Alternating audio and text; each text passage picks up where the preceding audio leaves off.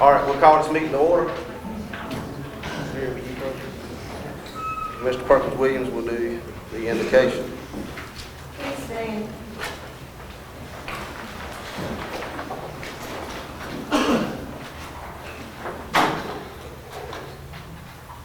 Dear Lord, we thank you for those of us who are gathered here today.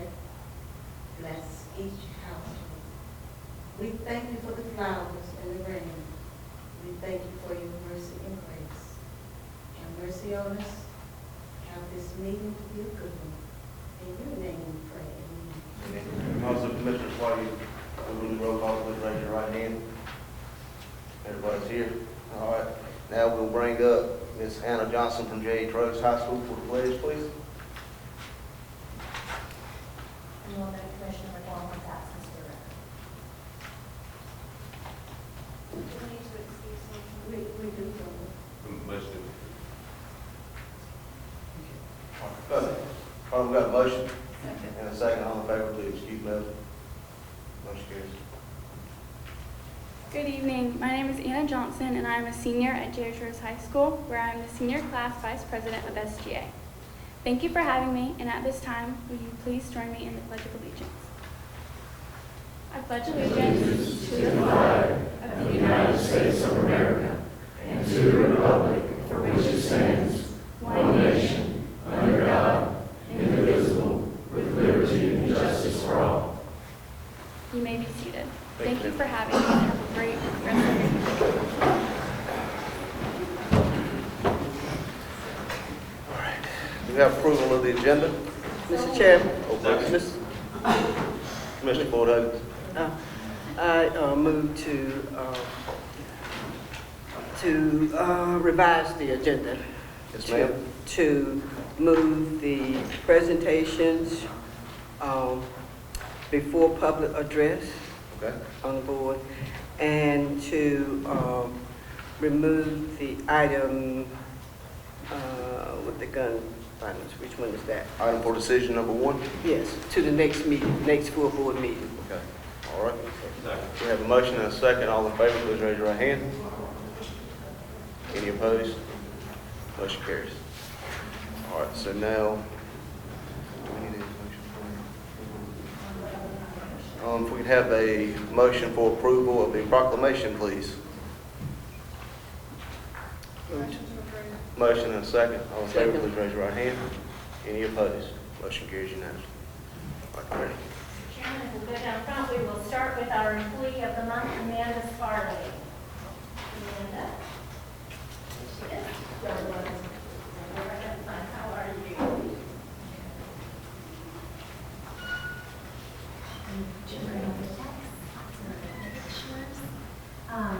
Members of the board and those in the audience this evening, it is my absolute pleasure to read a certificate of recognition for our March Employee of the Month, Amanda Sparley. This is a program that started in our 4th year of it now, where employees nominate other employees based on observed behaviors in the workday that they believe models or exemplifies the mission, vision, and values of Pitt County government. And the nomination for Amanda was particularly strong. It reads that she was, in less than a year, she's made lasting impacts within the public health department, always finding innovative solutions to challenges. It read notably her idea to transform the outdoor drive-through flu clinic into the flu tour, which engaged 250 participants, highlighted her ability to think outside the box. Additionally, her quick response to designing a t-shirt to honor a colleague who was battling cancer showcased her creativity and her compassion, which really fostered unity and raised awareness within the public health department. Her ability to anticipate needs, bring fresh perspectives, and make meaningful contributions truly embody our values and has significantly contributed to our team's success.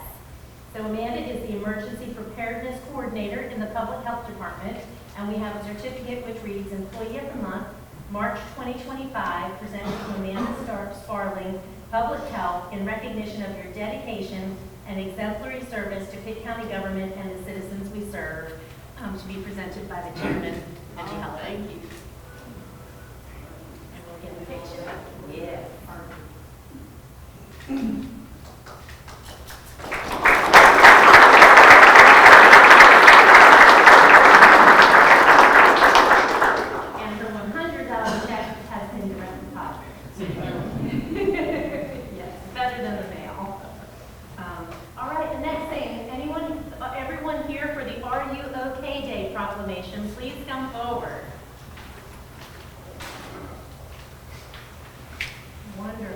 We are thrilled to have this group of motivated and wonderful individuals with us today to hear and accept a proclamation recognizing Are You OK Day.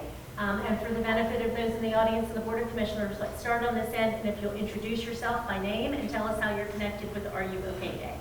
Okay, my name is Jackson Bostic. I'm a student in the University MBA pathway at East Carolina University, and I'm on the student team to help start the community-wide initiative. I'm Christopher Chesley. I'm also in the University MBA program, and I am focused most on our community members. Yes, I'm Matthew Kennedy. I'm also in the University MBA program at East Carolina University, and I'm focused more on our industry partners as well. Hi, Isabella Jimenez-Marcus. I'm also in the Nurses MBA at ECU, and I'm more in the school education side of it. Hello everyone, my name is Sarah Ragsdale. I'm in the program as well, and I'm helping with develop school partners. And I'm Lisa Wright. I am the Associate Vice Chancellor of Student Wellness and the Dean of Students at East Carolina University, and I am kind of spearheading lots of the initiatives both at the campus and in the community. And Lanika mentioned to me several months ago this project. We were meeting about other things, and we talked about how deeply we care about our respective workforces and how important it is to make sure that we focus on mental health and well-being to have the most productive workforce working for the citizens of Pitt County. And so we learned about Are You OK Day and joined several partners and are pleased to read this proclamation approved by the Board of Commissioners, which reads, Proclamation recognizing Are You OK Day. And it says, whereas mental health is an essential part of overall well-being, and open conversations can create a supportive community where individuals feel seen, heard, and valued. And whereas the East Carolina University, Greenville Pitt Chamber of Commerce, Pitt Community College, Pitt County Government, and the City of Greenville, along with Pitt County Schools, in partnership with local organizations, are spearheading a Pitt County-wide Are You OK Day to raise awareness about mental health, encourage meaningful conversations, and promote available support resources. And whereas this initiative is inspired by the global Are You OK movement, which highlights the importance of checking in on others, recognizing the signs of emotional distress, and fostering a culture of connection and care. And whereas mental health challenges affect people of all ages and backgrounds, and by working together as a community, we can break the stigma and ensure that no one struggles alone. And whereas the county stands in full support of initiatives that promote well-being, kindness, and mental health awareness. Now therefore be it resolved that the Pitt County Board of Commissioners hereby proclaim March 26th as Are You OK Day and encourage all residents, businesses, and institutions to join this movement by checking in on others, fostering open conversations, and supporting mental health initiatives in our community. Adopted this 24th day of March 2025, signed by our chairman, Benji Holloman, and attested by Kimberly Hines, clerk to the board. And on Are You OK Day on March 26th, Pitt County's workforce received an email today from me and again from our wellness team at the health department listing a whole host of activities that will occur on that day, including chalking on the sidewalks, wellness walks, and then 2 activities for wellness points in our wellness initiative system to support East Carolina University and all of our partners, and we are so grateful that they brought this to our attention. So, Mr. Chairman, if you'll present that to Dr. Wright. Thank you, ma'am. And we thank all of you so much for being here, and if we scooch in a little closer, we'll get a picture. Can you get us all?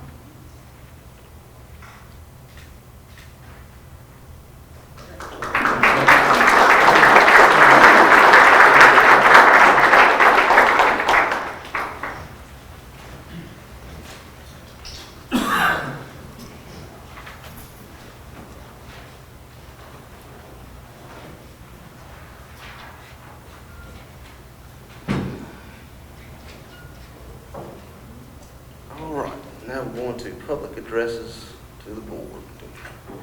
Matt, you please read the statement. Yes, Mr. Chair. Pitt County welcomes all comments on matters of public concern. Each speaker will be allowed up to 3 minutes to speak.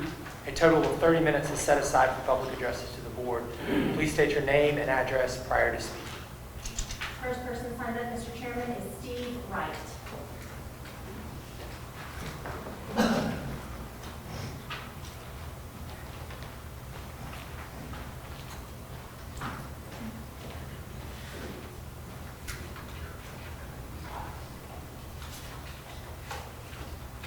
Thank you. My name is Steve Wright. I live at 3952 Sharp Point Road. I'm here to say three things to you. I want to thank you, and I want to invite you, and I want to challenge you. First of all, thank you. And I want to say, as a member of the Falkland Fire Department, I want to thank you for considering giving funding to the fire departments, additional funding for the fire departments in Pitt County. We need it. Expressing an interest in improving and analyzing the fire service in Pitt County is money well spent. Second of all, I want to invite you, and I will send every one of you an email with my name and email. I invite you to come to the Falkland Volunteer Fire Department to tour our main station, which is over 20 years old now, but in very good shape. To tour all of our apparatus, which some of it's old, but we keep in very good shape. To tour our substation that we built to further improve response times on the edge of our district, as well as to see our new tanker that we purchased and took out a hefty loan for. And finally, to tour our future fire training facility that we are constructing in the rear of our fire station, which is going to be very beneficial to our department as well as our surrounding departments. In the face of increasing standards, hours of training, and super increases in cost of firefighting equipment,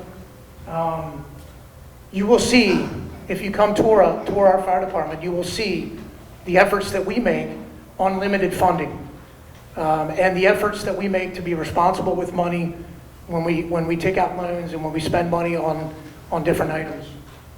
The last item is I want to challenge you. I thank you.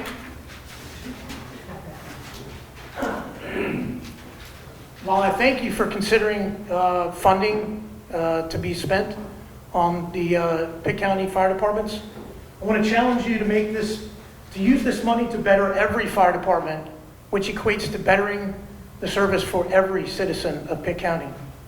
And if you're looking for objectives, I've written a few, and you can use these objectives if you like.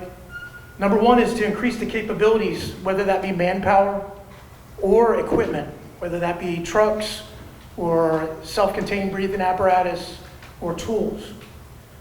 To consider, to foster a continued cooperative response countywide. That means we all work together. All these fire departments, we work together. Continue to foster that. One way to do that is to spread this money around, any money that you put aside. Therefore, what this does is it benefits every taxpayer. Thank you, Mr. Chair. Thank you, sir. Mark Wyndham.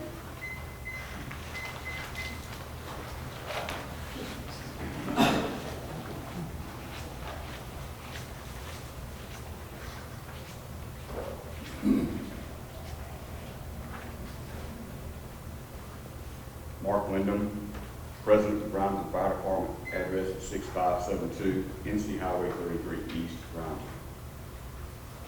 I want to thank Commissioner Manning for opening the door to assist formally with the new station. But the door that he's opened needs to be open to every department in Pitt County. A lot of our most rural departments are behind the times when it comes to facilities. And there's three things that each department has to have to complete its challenge to our residents. You have to have a facility, and you have to have equipment, and you have to have manpower. All the departments in this county may be limited on manpower, but what they are not limited in is heart. They give it their all. What we are limited in is our facilities.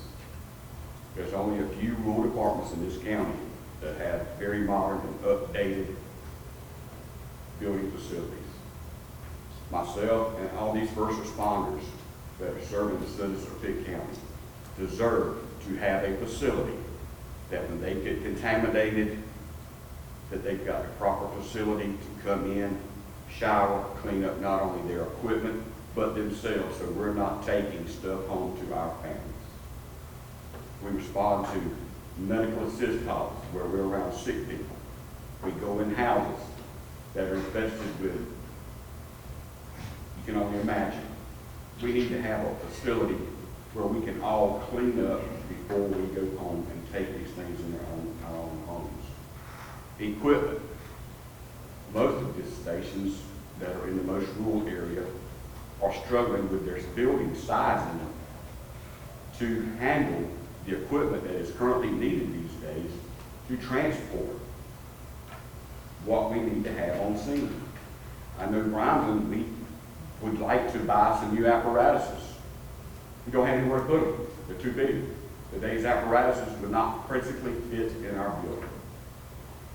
So I'm asking, if you open this door to help Farmer, we hope you are presented with the funding that you requested, but be prepared to open your checkbook for 22 more departments to be funded for the same amount, and not next year, not 10 years from now, because whatever amount you give them this year is not going to be the same value 5 years from now. The departments that have already been afforded the opportunity to build newer stations and have what is needed for their manpower, give them the funding to pay off their mortgages so that they can then afford more equipment. Not only do the men and women that are serving our communities as first responders, our citizens that pay taxes deserve it as well. And thank you for allowing me to speak to you. Thank you, sir. Johnny Mayo.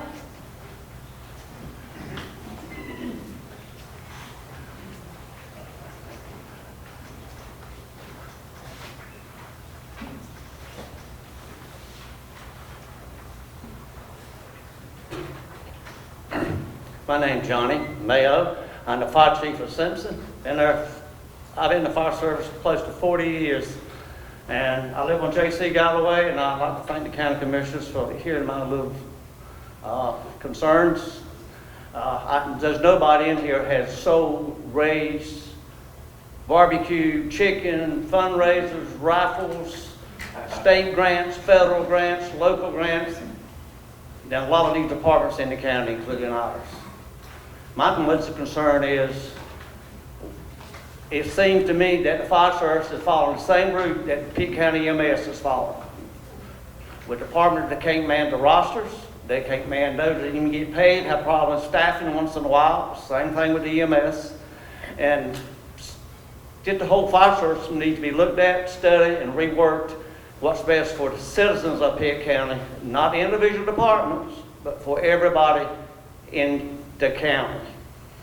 And as far as funding, we necessarily don't have to have no vehicles, but we have pay staff, and we are looking at, or soon we'll have to go to 7 days a week, 24 hours, and nowhere to put them.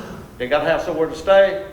The code changes. You got to have fire systems and parts of the building.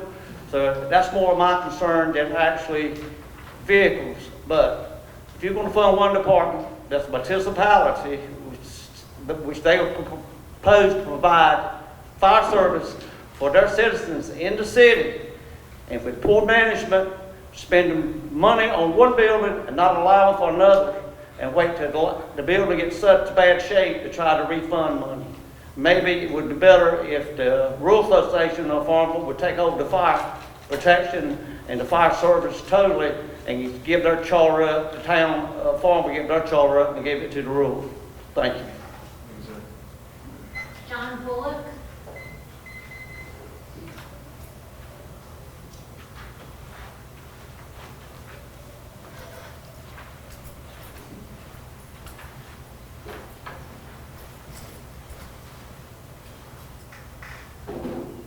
Good evening. First of all, I'm a little nervous, so please forgive me. I don't like to speak in front of people. I'm the new assistant chief, chief of stores for Carolina Township. I live at 1895 Stokes Elementary School Road. I've lived in Stokes for over 30 years. I was raised around the fire departments, around Bethel, Pactola, State House, and Stokes. My father was a chief for many years. Now, when I went to the meeting for the Firemen's Association, it was an eye-opener for me. It was my first big meeting I've ever been to. And I heard a lot of big numbers going around. And I know with our department, the other day I had to pull money out of my own pocket to pay for a training class for me and 4 firefighters. That happens a lot with the small rural departments. It's either somebody locally that helps us, or one of the officers or one of the people that are members that pulls from their personal money to pay for a class. I'm not against helping Farmville out. If they need the building, they need the building. But you are opening the gate of a large sum of money.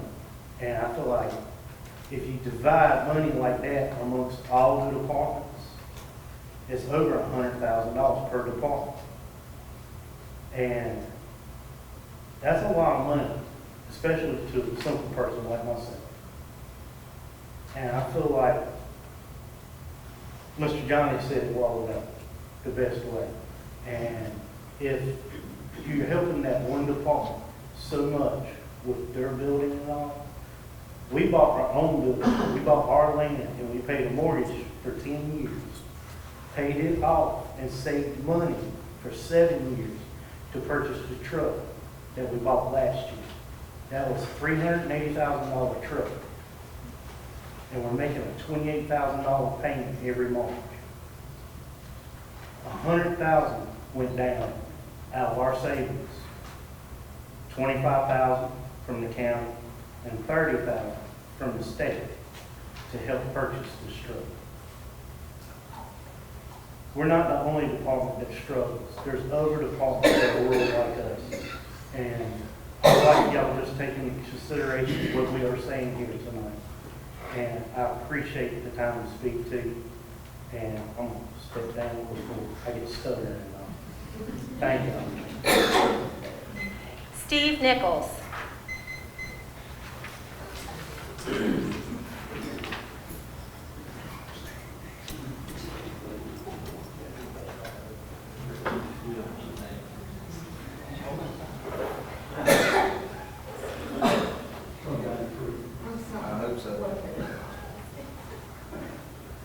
Hey, my name's Steve Nichols. Thank you for letting me come up here and speak.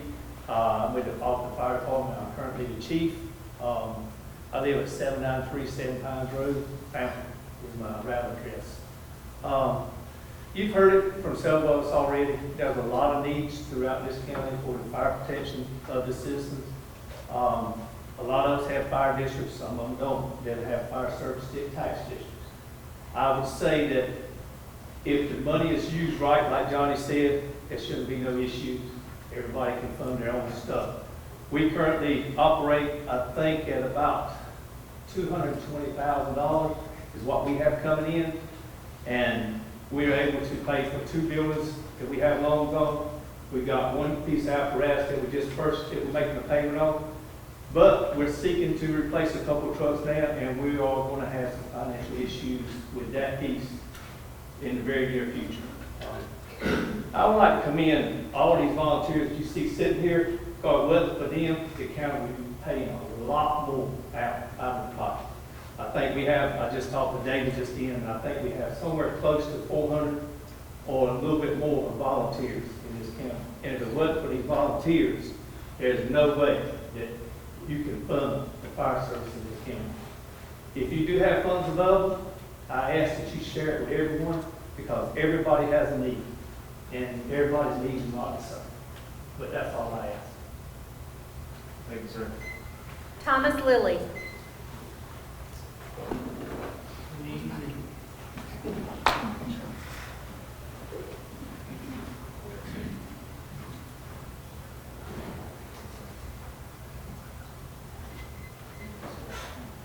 I'm short.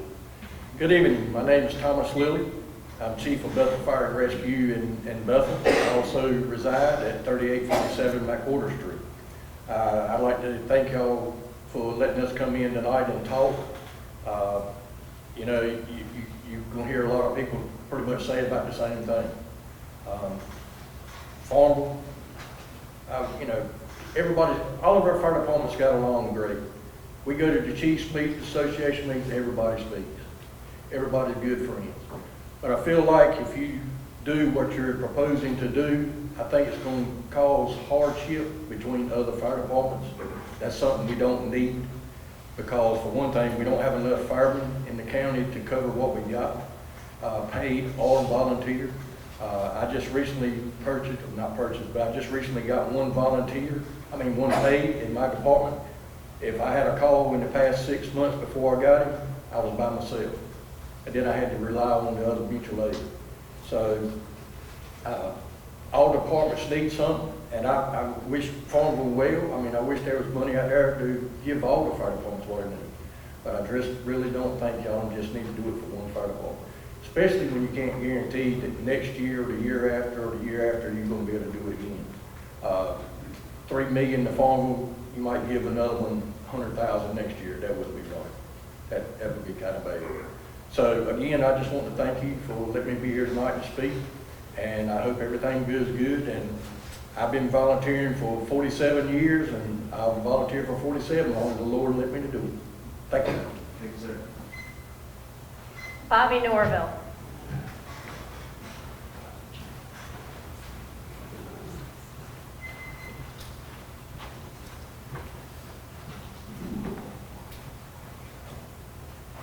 Good evening, everyone. Bobby Norville, live on Highway 222 in Faulkner.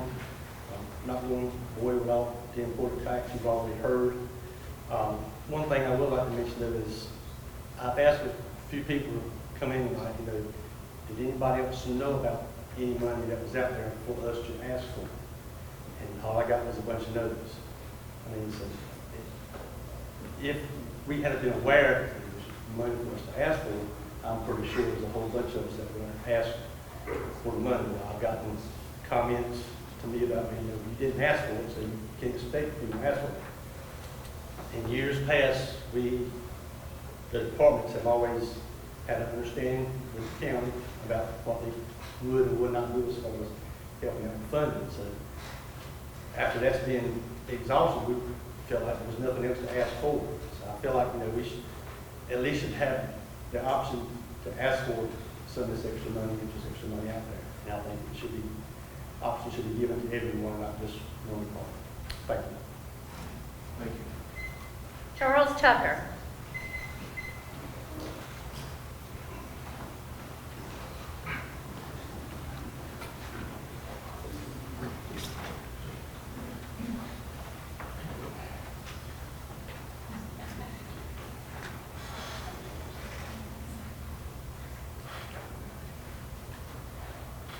Good evening, Commissioners. Thank you for allowing us all time to express our concerns. My name is Charles Tucker. I live on 33 in Belleville community with a Carver address. I'm currently a president of the Belleville Volunteer Fire Department. This room is named in honor of Mark Owens, and your normal meeting room is named in memory of Eugene James. Both men served the county of Pitt for many, many years as commissioners. Both had different ways of doing things, but both were very, very good stewards of spending the county's money fairly or our money fairly. I hope each of you who are elected truly represent each district with the dedication and fairness like the men I just mentioned did. Today is my birthday. I had a chance to celebrate with my family tonight, but I chose to come speak to the leaders of Pitt County on an issue that I thought was more important than my birthday. I was born the same year Belleville Volunteer Fire Department was started, so I grew up serving the people in the Belleville community. Starting tomorrow, I will begin my 51st year of serving the citizens of Pitt County. I have seen a lot of water go under the bridge in my tenure. We, as the Belleville Volunteer Fire Department, still conduct one of the largest fundraisers in the county, which involves the department and at least 150 people from within the community. This creates a community involvement, not just the fire department. I am speaking on behalf of all firefighters in this room tonight without their approval. But I strongly feel that not a one in this room joins their own department for the money they're going to make, or for the fact they have to spend their own money sometimes. But each one in this place is here to help the fellow community citizens first. Then they go out to the neighboring departments and help them next. And finally, the whole county, we cover the whole county. Through the years, each department has had a tax placed on each community, which in turn, the money that is taxed on each community stays in that community for truck purchases, building purchases, and so on. Each department, under the proper guidance and leadership, tries to spend their own community's money in a way that first is what the community needs, but ultimately the department heads can also be held accountable to answer to its own community when the money is not spent wisely. It has been brought to my attention that you possibly will be based on paying for a building project in one of the municipalities of Pitt County. I cannot understand how you could even deem that feasible and not see that this is one-sided. I think to the best of my ability there are 5 departments in the county that have either just completed a building project or in the planning process of constructing their own, which their own community pays for that building. At this time, I would like to ask all fellow citizens of the great county of Pitt to please stand if you support what I have addressed tonight. Thank you, firemen.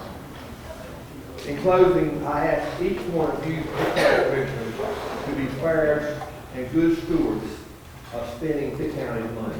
Thank you. Thank you, sir, and happy birthday. Happy birthday,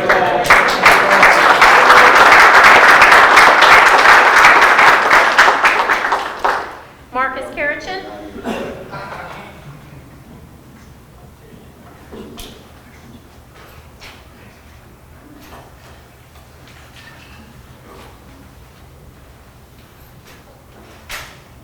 I'm not going to hold you guys. It's clear that we talked about the second reading of the gun ordinance is moved to the next meeting, correct? That's correct, yes, sir. Okay. Well, myself and others representing the people against the gun ordinance and everything, we're just going to wait for the next meeting before we speak. Thank you, sir. Thank you. Appreciate it. And that would be true for Daniel Cox and Gregory C. Correct? Also, you will speak? Okay. You're Gregory C. Yes, ma'am. How y'all doing?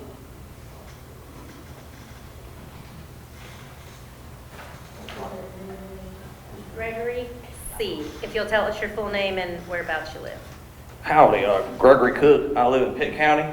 I'm a life member of Gun Owners of America, a life member of the Second Amendment Foundation, and I'm also a member of the Virginia Citizens Defense League, and also my friend Marcus, he's a life member of the NRA.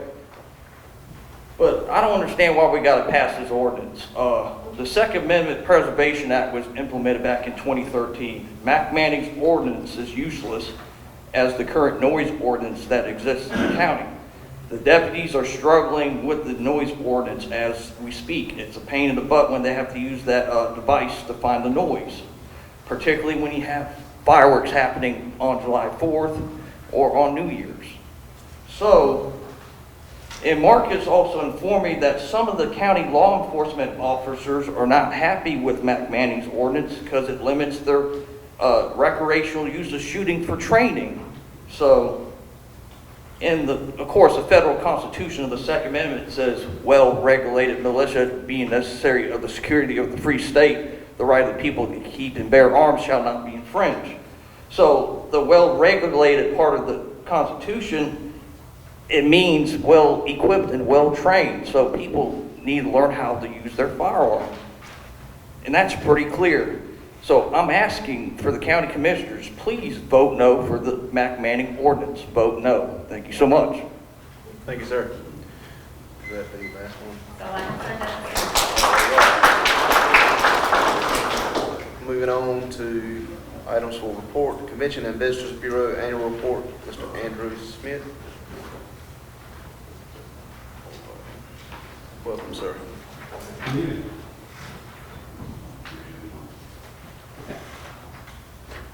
All right, good evening, Commissioners. I'm Andrew Schmidt, I'm President and CEO of Greenville Pitt County Convention and Visitors Bureau. And my goal tonight is just to spend, and I've got a short amount of time, just spend a couple minutes to talk to you about how we are marketing our Pitt County partners. I'll start by just saying that our budget this fiscal year has $250,000 allocated to market Pitt County. And where are we marketing? We're marketing to leisure travelers. We're marketing to individuals looking for sports tourism opportunities, meetings and conventions, reunions, and also to our media, to get media to come and write stories about Pitt County. So I'm going to just go through. My goal tonight is to give you where we're marketing, why we're doing it, and give you a chance to ask questions.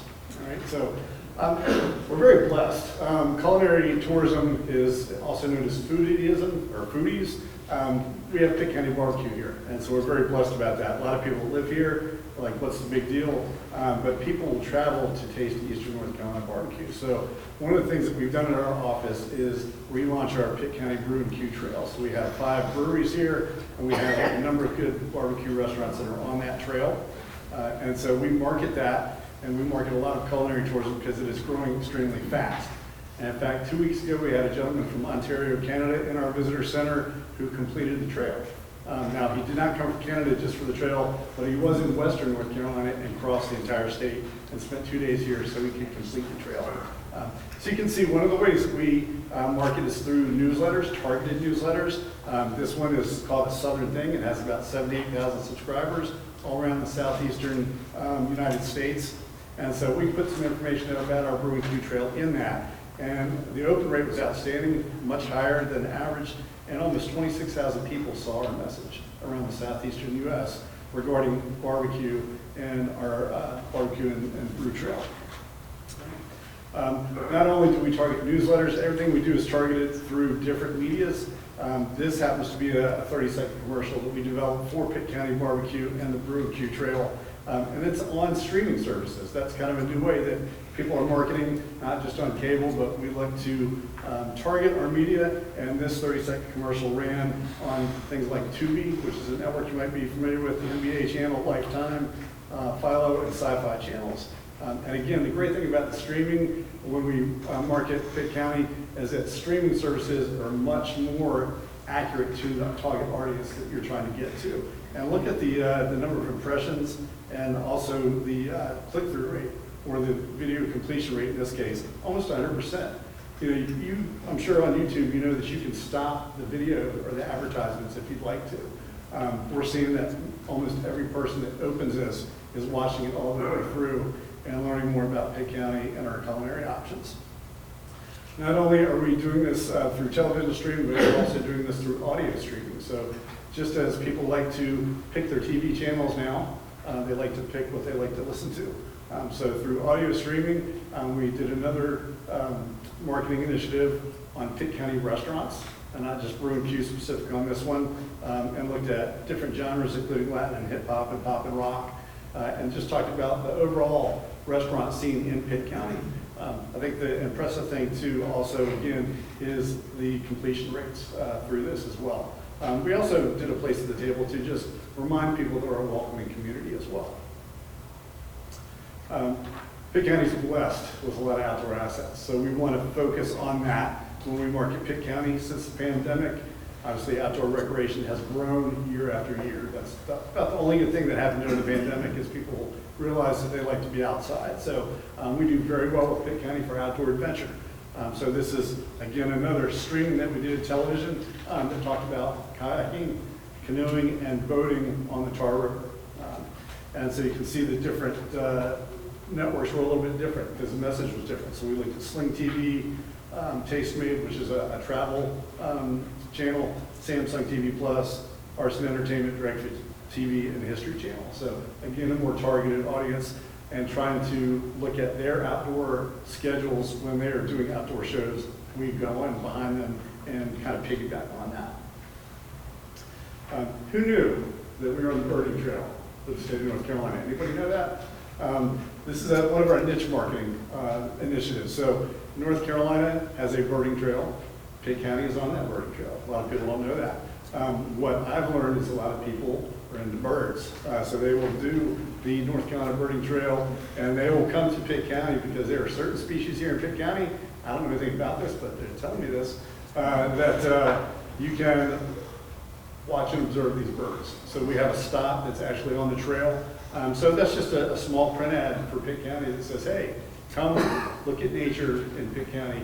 And, you know, all these things overlap too, because the person that's going to kayak and canoe is probably going to want to do this as well. So we're trying to overlap as well. But we are on the birding trail, and we do have birders that come through Pitt County and spend money and stay in our hotels and eat in our restaurants. Right. Obviously, we've talked about a couple different mediums. Social media is one that's huge for us, and certainly a way that we market Pitt County. The platform here is Meta, which is kind of a fancy word now for Facebook and Instagram and a couple other things as well.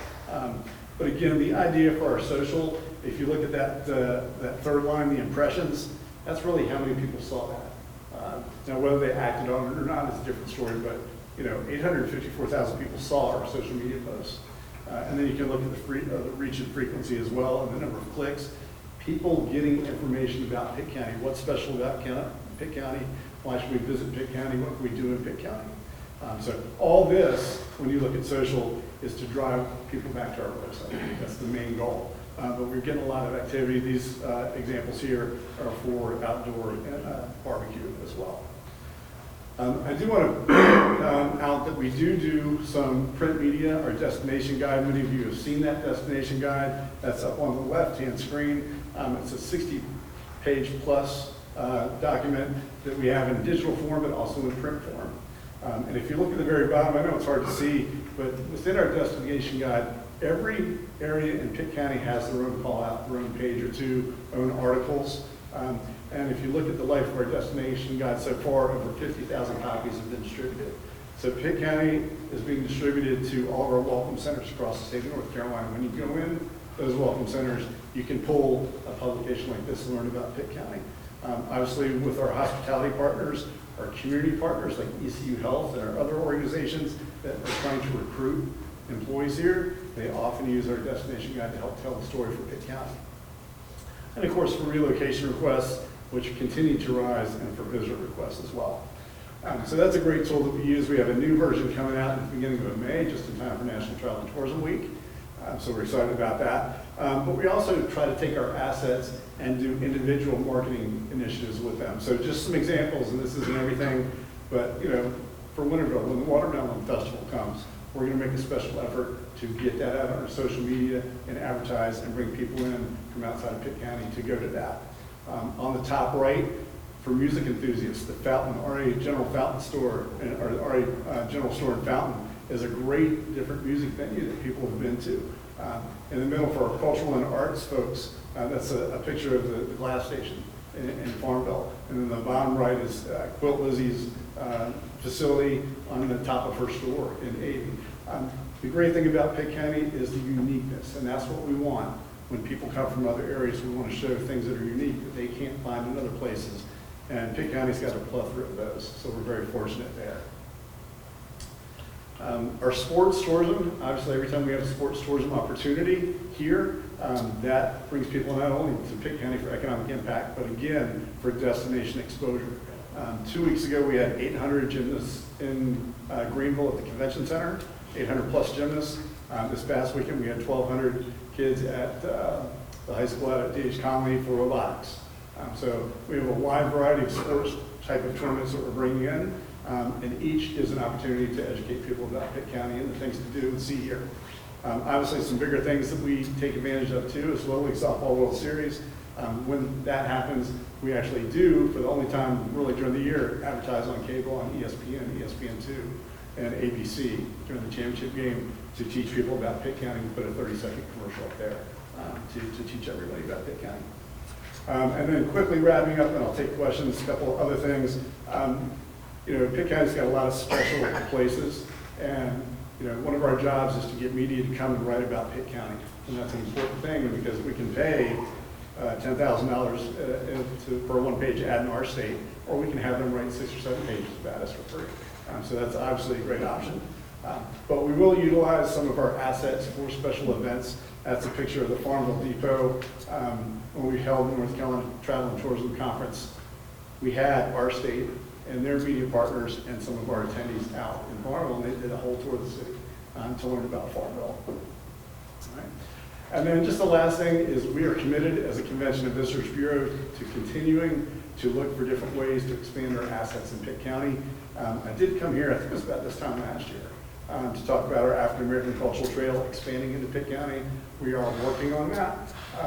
And so we're definitely committed to increasing the opportunities that we have in Pitt County to bring travel and tourism here, and also to support our economic development partners, because when they are recruiting people to come work here, families need to live here. And so what's good for the resident is also good for the visitor and vice versa. So just a quick 10-minute, I know I don't have a lot of time, but I just want to make you aware that we are constantly marketing Pitt County and our assets. We obviously thank you so much for your support. You are a funder of ours with some ARPA funds, and we appreciate that so very much. And I'm happy to answer questions that you have. Any questions from commissioners? All right, if not, thank you very much for your, I'm sorry. No question, just want to thank you, Andrew. And your marketing really is helping to bring people to Pitt County. So thank you. Thank you, it's a lot of fun. All right, thank you guys. Thank you, sir. All right, North Carolina Association of County Commissioners update, Mr. Kevin Leonard.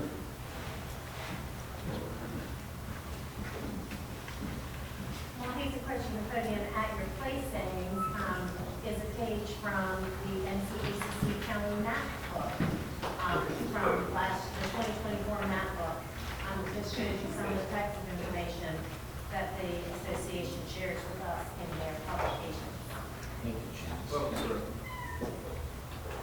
Mr. Chairman, members of the board, is it okay if I go old school and give you some handouts?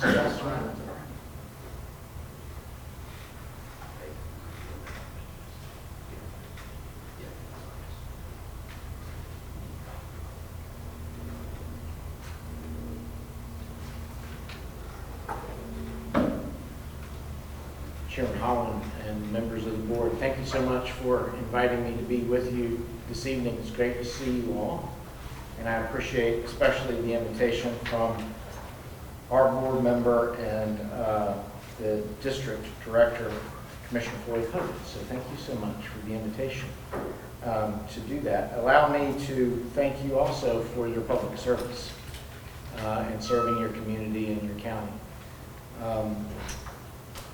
And I wanted to say thanks to the folks in the audience, the public. What a great crowd tonight at your meeting to participate in local government. I am a little biased that I think county government is the place where it happens, and that y'all are doing the on-the-ground work to make your community and your county a better place to live and interact. And so the fact that you all are here to support that and to participate, it's a pretty big deal. And so thank you for that. I saw a lot of friends when I walked in the door. Pitt County is very active in the association, and we appreciate that. I'm going to probably miss some folks, and I hope that's okay. I apologize for that in advance, but I sat next to Wes Gray and Mike Taylor when I came in. Wes sat on one of our presidential task force last year called One More Thing. That culminated in a major event just last week on reducing opioid deaths in North Carolina. So Wes, thank you for all your hard work on that. And then Mike leads a special committee on property tax for the association across the entire state, and has been a great leader and advocate in that space. So Mike, thank you for that. And of course, Janice, your manager, your attorney, and your clerk, we work with quite a bit, and our leaders, and so we just really value those relationships. So thank you so much. My job before you tonight, as instructed by my board member at the association, was to come and talk to y'all about the annual conference that's getting ready to come up, and also about the district meeting that's getting ready to come up that Pitt County is hosting. If it's okay and I have a little bit of extra time, I brought more information to talk about the value of the association. Y'all hopefully know about that, but maybe members of the public don't know so much about what the Association of County Commissioners is or what we do, so that's okay. Do that.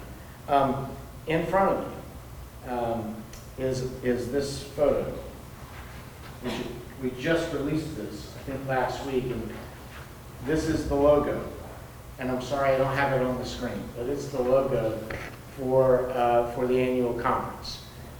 And our team worked with your team here to make sure that we came up with something that reflected not only where we are in time and space at the moment, but also your community and the eastern part of North Carolina. Cultivate. So gravitating towards the agricultural community here in Pitt County, and also just where we've been over the past several years in terms of all of the changes that have taken place in growth and growing. And so cultivating, inspiring county growth for the 118th annual conference.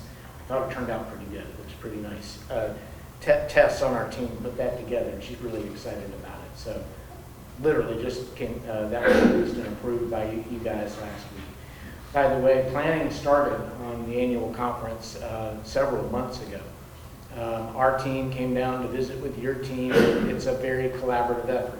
By the way, the last time that Pitt County hosted the annual conference was about 10 years ago, in 2015. And I think, some folks are like, oh gosh, not again already, right? But it's our aim as the Association of County Commissioners to make this as easy as a process for you all as possible, and highlight the things that you want to highlight, that y'all are very proud of. Because what is the annual conference? What is the annual conference for the county association? Well, we bring together all the county leaders from all across the entire state of North Carolina. So you will have close to 500 plus county leaders here in your county for about 4 days. And those dates they're actually on the back of the sheet, by the way. August the 20th through the 24th. On the 20th, which is a Wednesday, our board of directors, which is 50 members, they will start with their board meeting. It's the last board meeting of the current president, which is T. Davis, who is from Warren County. So that would be his last board meeting, and then the program really kicks off on Thursday. So we have training sessions, educational opportunities. I know many of y'all have already been to some of the annual conferences, but we get started in earnest. We work with Cooperative Extension to host a big shindig that night, which is a lot of fun. Usually it's locally sourced foods, and y'all get to show off what y'all grow around here. Some of that good barbecue, right? Down here in the eastern part of the state. It could be something else, but my ears perked up when he talked about the barbecue trail, so hopefully we'll get to sample some of that.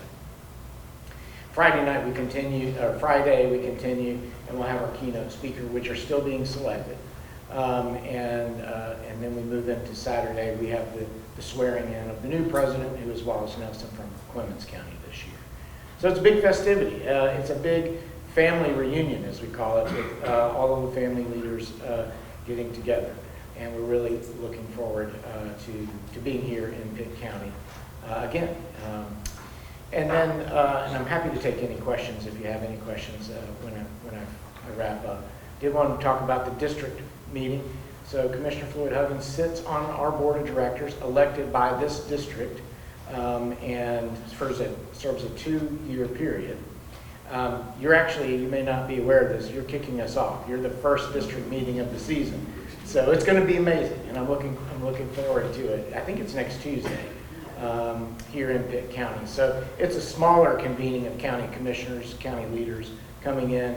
We give a legislative update. We're going to be highlighting our presidential initiative, which is called Helping Hands, which is celebrating public service and heroes in your community, some of which you have here tonight, and sort of focusing on the value of public service.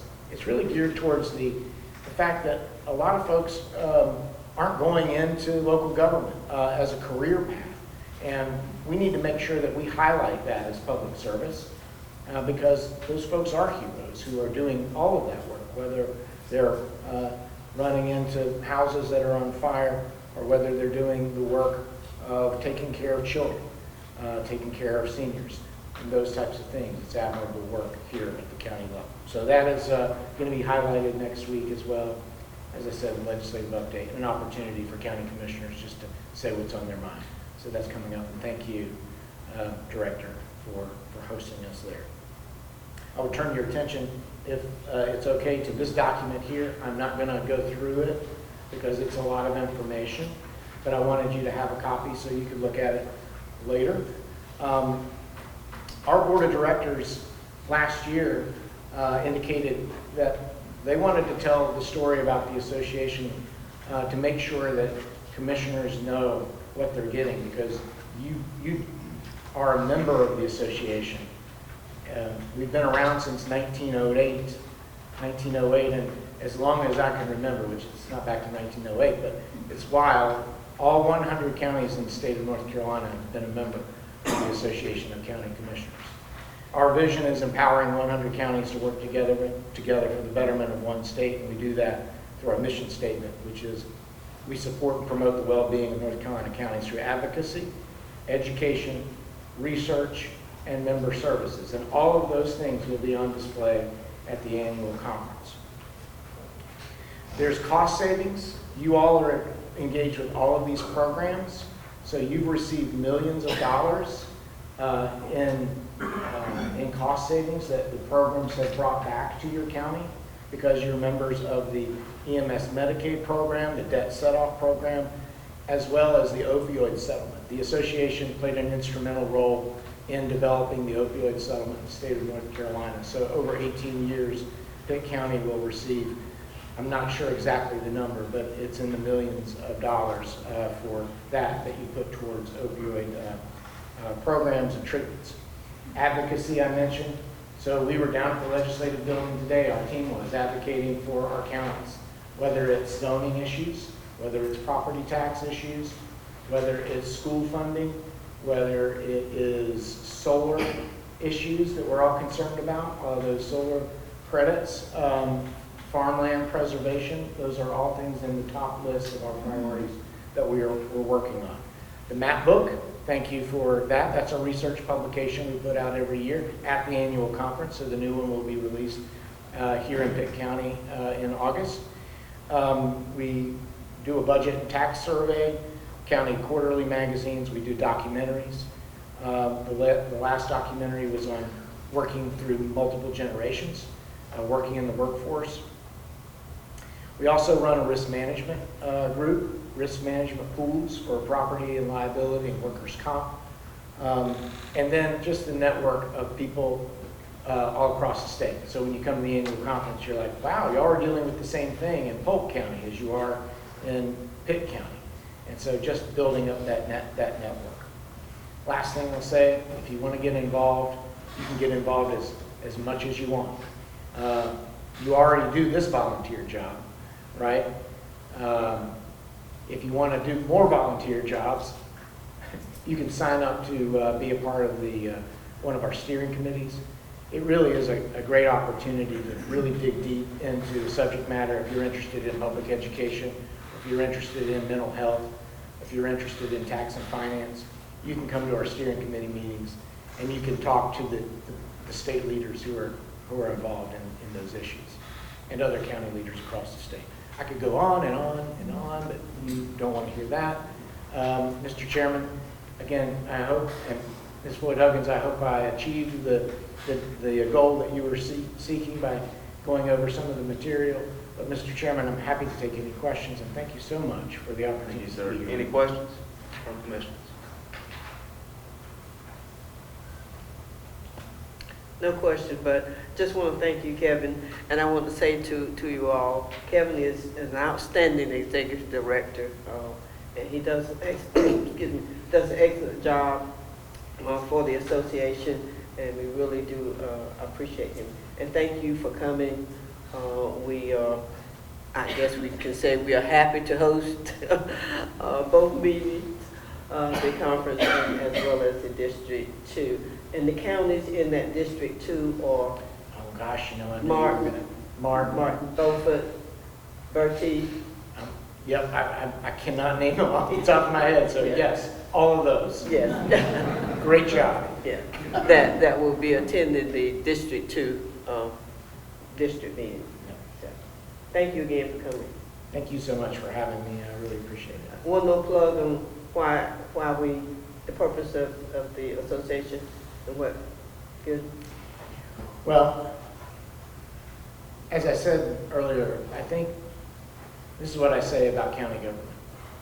In fact, I was talking to the executive director of the National Association yesterday, or Friday, about this, that county government is the door to democracy. It is you all, and the people who are sitting back here that work for you all are the practitioners of government. When you think about it that way, it's pretty, I think, impactful, because state leaders go to Raleigh, federal leaders go to Washington.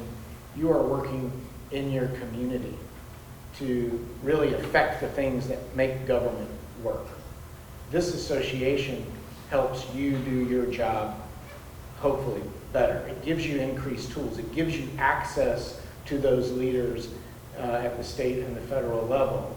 I know you already have that access, but it gives you increased access. And we speak with one voice for 100 counties. And when you do that, it creates significant power, and people tend to listen when they know that 100 counties are speaking together on one thing.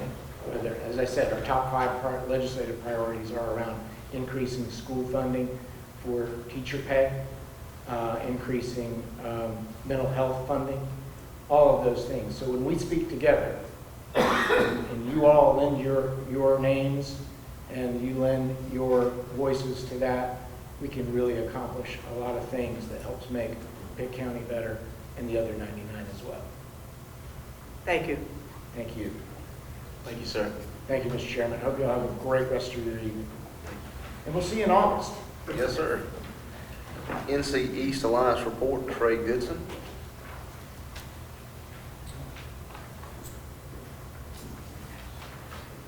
Good evening. Good evening. Good evening, sir.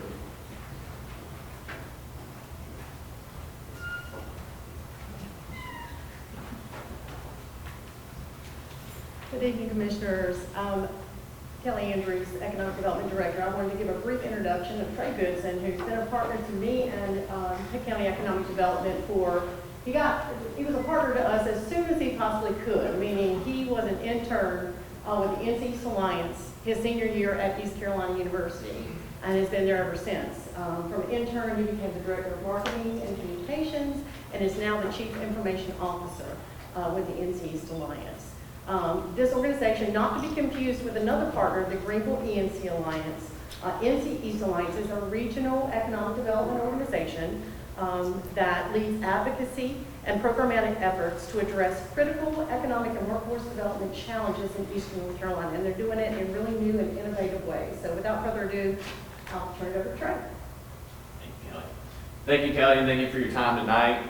Kelly did a fantastic job introducing who we are and what we do.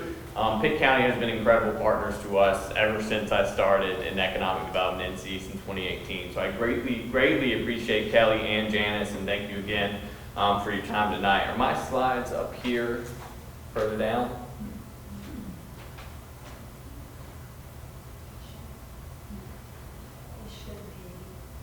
Okay, well, I'll talk through it. Again, as Kelly said, we're a regional economic development organization representing 29 counties in Eastern North Carolina. Our main mission is to promote economic growth throughout 29 counties in the entire region. And the way we do that is we have 5 different initiatives, starting with education. That is the foundation of our work, step 1 in Eastern North Carolina. And that is categorized by a group called STEM East that some people may be aware of. STEM East is an organization network of 30 school districts out of 31 school districts within our 29 county region, 15 out of 16 community colleges that exist within our region. And the main goal of STEM East is to promote local job opportunities existing in Eastern North Carolina to the students and teachers of Eastern North Carolina. So that's our initiative 1, the education initiative of NC East Alliance. We also have our community development initiative, which is very new. We just hired Bianca Schoeneman, who was formerly of downtown Greenville. She's the Vice President of Community Development, and her main goal is to assist rural communities in eastern North Carolina with whatever it is that they may need. Again, this is a new initiative, so maybe that's grant writing, maybe that's marketing, whatever those rural communities may need, that will be her mission to find those gaps and fill those gaps in rural eastern North Carolina.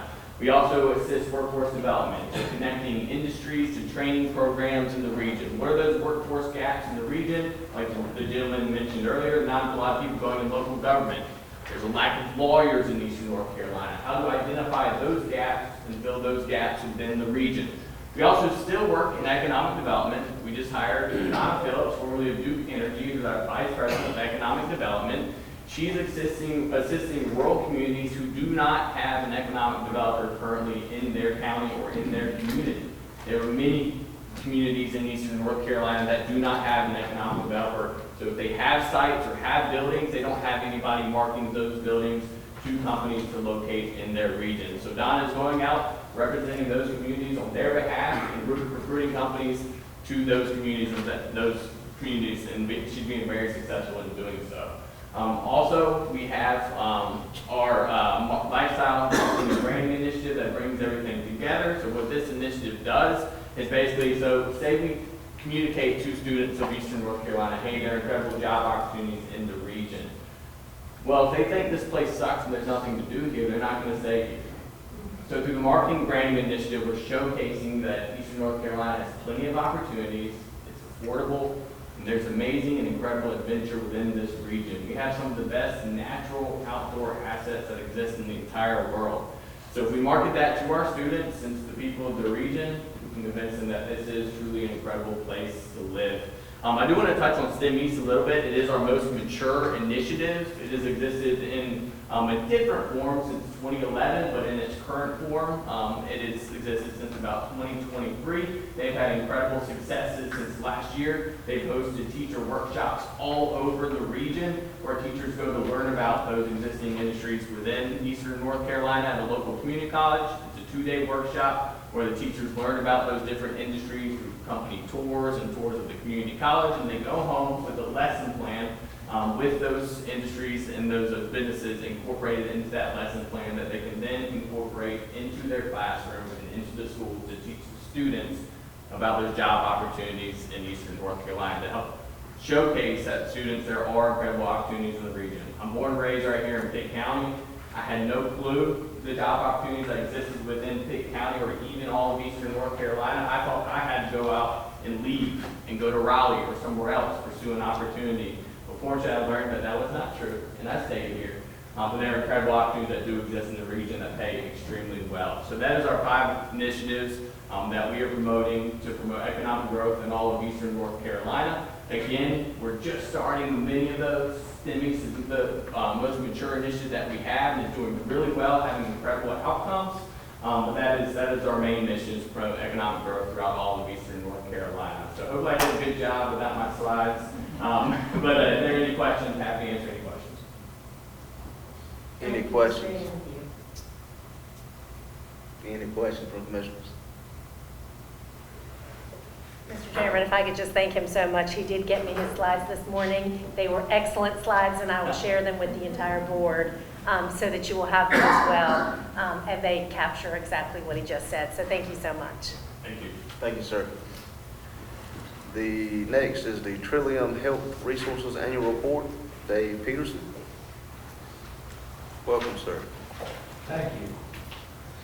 You saw the presentation really quickly.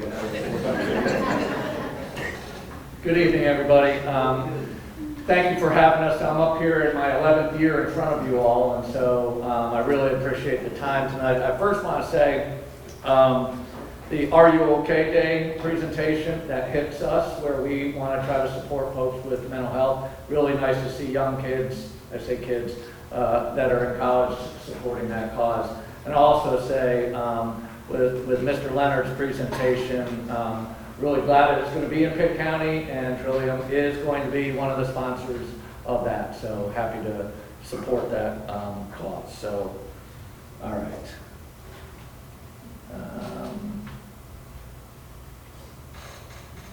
Okay. Before I get into this, I want to thank Commissioner McLaughlin, who's on our Regional Advisory Board.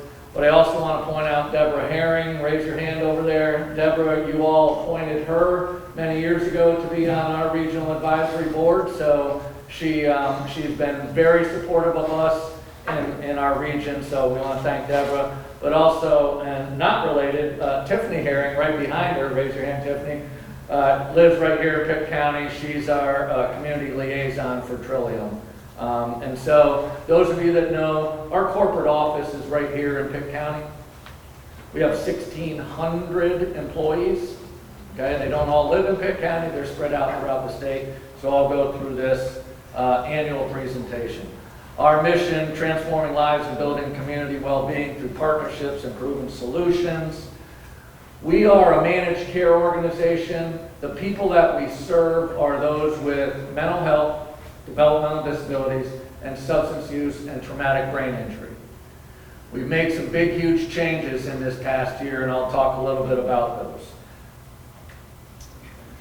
Here's our overview. This is our map. That's the number of counties that we cover at Trillium. We cover 46 counties. We are the largest one of serving the most population of 3.1 million. Tailored plan, those are the individuals, 51,000, that are receiving very high mental health, substance use, and developmental disability services. Okay? So we have about 163,000 on Medicaid Direct, and sadly, we cover 287,000 individuals that are uninsured. No insurance at all. Okay? So just to talk about why our local connections matter, we are a public local agency. So we have 5 regions. The purple one is the region that I'm over, which includes Pitt County. We have 5 regional advisory boards, 5 consumer family advisory committees, and this is the point we really want to brag about. I'll talk about that a little bit. Our governing board has 10 consumer family advisory committee and regional board representatives. We are the only one in the state that has 33% of our governing board members that are people that have been in services, those with mental health, developmental disabilities, or substance use. No one else can brag about that. So actually, our voice is on our governing board. 5 regional vice presidents. One of them is me. We have community engagement, and that's Tiffany. And we have active stakeholder engagements. Just to let you know, with my team, we do about 450 meetings a month. Okay? So we're very active. Like I said, Commissioner McLaughlin and Deborah Herring on our regional board. We have Consumer Family Advisory Committee members that live right here in Pitt County. Dr. Glenn Johnson, Felicia McNair, and Joan Perkins. Myself, Terrell Alston, and Tiffany Herring are all tied to Pitt County. Here are just some numbers, and this is July through December. The total number of people that we have been serving is 57,388 with mental health diagnosis, 15,500 for substance use, and about 18,500 for developmental disabilities. Total spent in those 6 months is $802 million.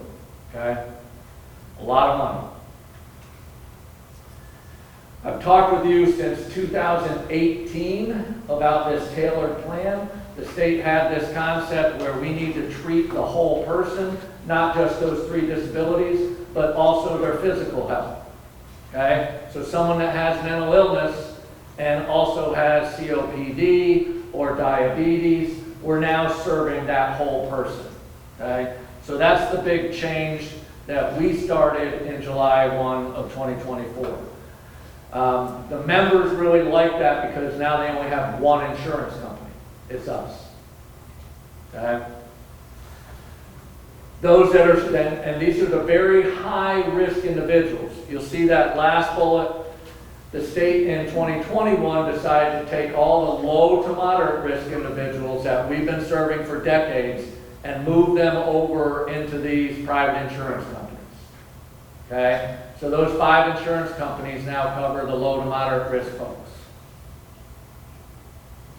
I won't go into this, but this talks about how we transformed in 2021 about from a standard plan, those 5 insurance companies, to what we're called as a tailored plan.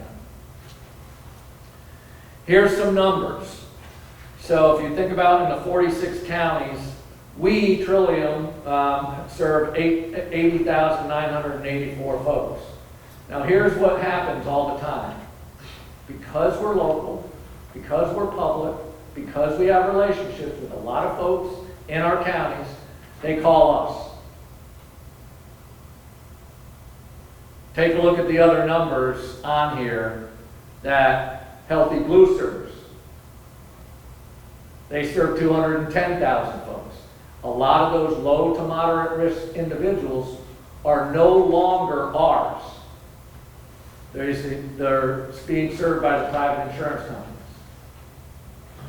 We will always help an individual if they aren't even being insured by us. We will always try to help them get connected to who they need to get connected to, whether it's their insurance company or a provider.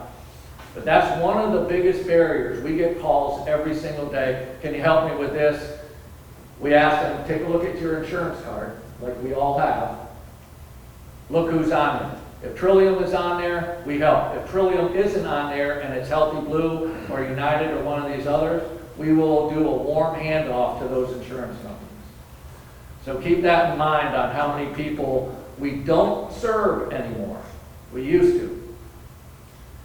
This is Pitt County specific data, okay? We serve 5,516 individuals in Pitt County.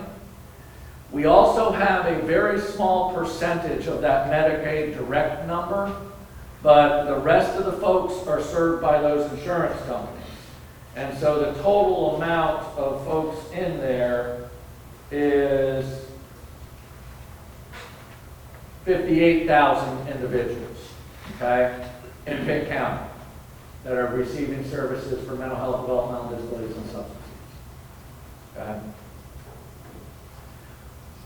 We just acquired, by the state assigning us, last year, 18 new counties. Right? Those of you that have been around a long time, Pitt Mental Health was a single county. Okay? Now we're 46 counties. I'd like to say we're 46 counties because the state thinks we're doing a great job, so they keep on saying, can you take on these counties? Are there flaws in what we do? Yes. Will we make mistakes? Yes. But the state trusts us to fix those mistakes. So we've been holding town halls in these 18 new counties. Our largest county, Guilford County, 3rd largest county in the state. Our smallest county, right up the road, Terrell County, the smallest. So we deal with Guilford County completely different than we deal with Terrell County, like we do with Pitt County. Pitt County is like no other county. We want to make sure we're supporting the needs of Pitt County. Some project updates really quickly. We are continuing to do substance use prevention in your schools in Pitt County. We do hand out naloxone kits, and Janice will probably be getting those in about a month. And then she's been distributing them where she feels they need to go. We've been doing reentry simulations. We've had one in Pitt County, and this is when folks are coming out of jail or prison. What is it that they need to have? Think about it when they don't have their Social Security or their driver's license or the keys to their car. It really puts a bind on how to get them back into their community safely. So we've been doing those. Chest Help is a substance abuse app that folks in recovery are using. We are looking at opening up some community opportunity centers. We also have mobile clinics. Pitt County does not have a mobile clinic. We are using those for our more rural counties.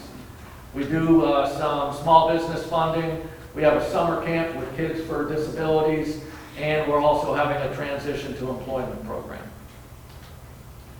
Now specifically to Pitt County, the numbers I give every single year, total members served, 5,494 folks were served in Pitt County by Trillium. And those diagnosed with mental health, 4,079, substance use, 1,152, and intellectual and developmental disabilities, 1,062. And everybody says, well, those numbers don't add up because some folks have a dual diagnosis. Some see both substance use and mental health services. Okay. This is just our access information. We have behavioral health crisis lines, our administrative line, and so we're trying to make sure that we're accessible to folks. And now I'd be happy to answer any questions. Any questions from commissioners? I think you got off pretty easy. I sure did. Thank you, sir. Thank you. All right, February 2025 tax collection report, Mr. Russell Hill.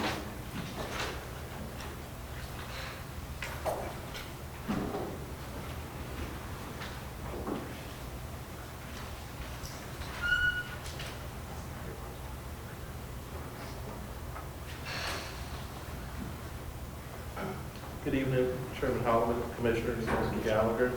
This evening, I present to you the February 2025 tax collection report. The fiscal year combined tax collection rate through February 28th for real and personal property was 97.29%. The combined rate 1 year ago for real and personal property was 97.85%. Pitt County Tax Administration continues to pursue all outstanding taxes using the necessary remedies available through the North Carolina General Statutes.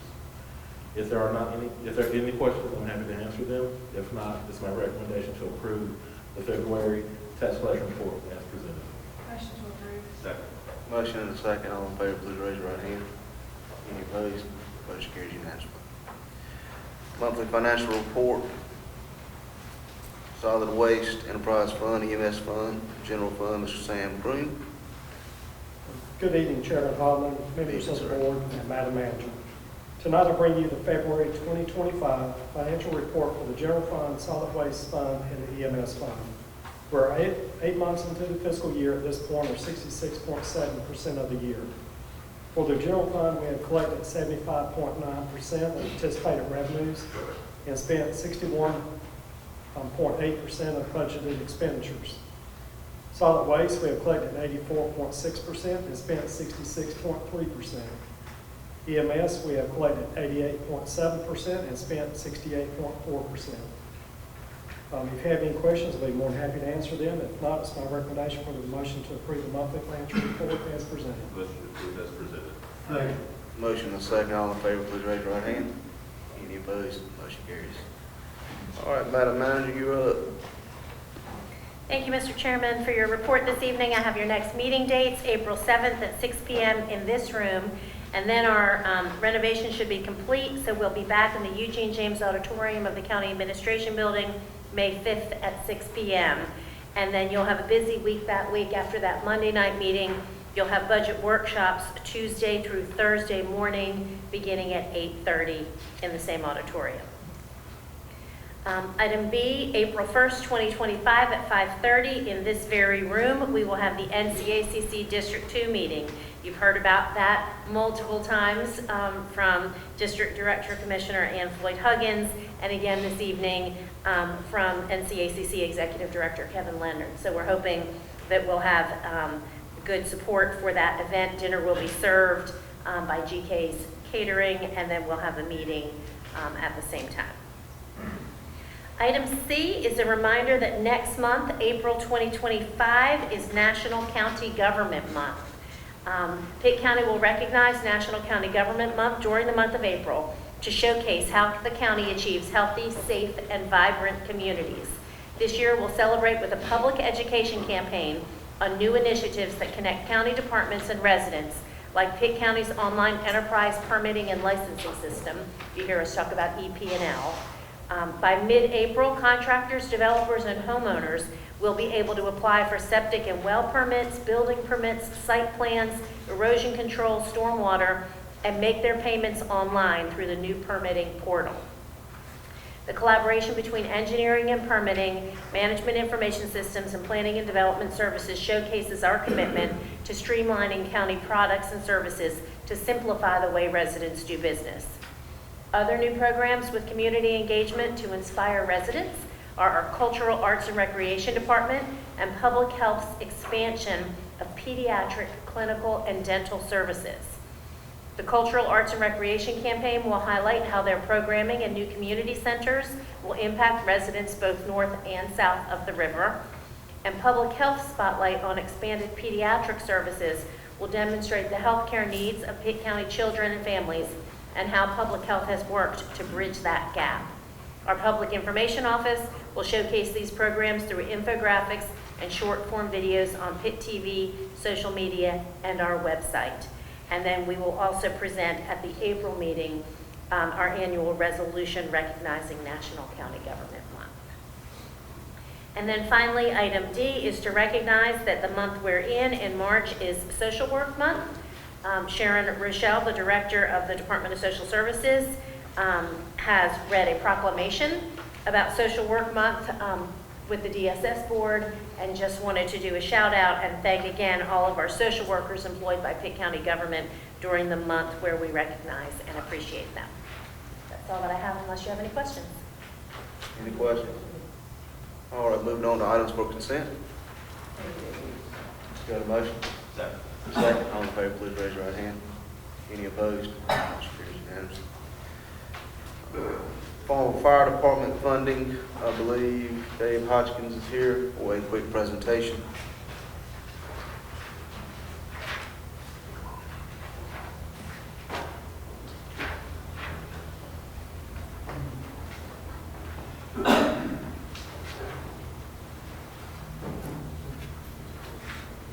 Thank you, Chairman Holloman and members of the Board of Commissioners. I appreciate the opportunity to speak to you tonight. I'm going to be as brief as I can be.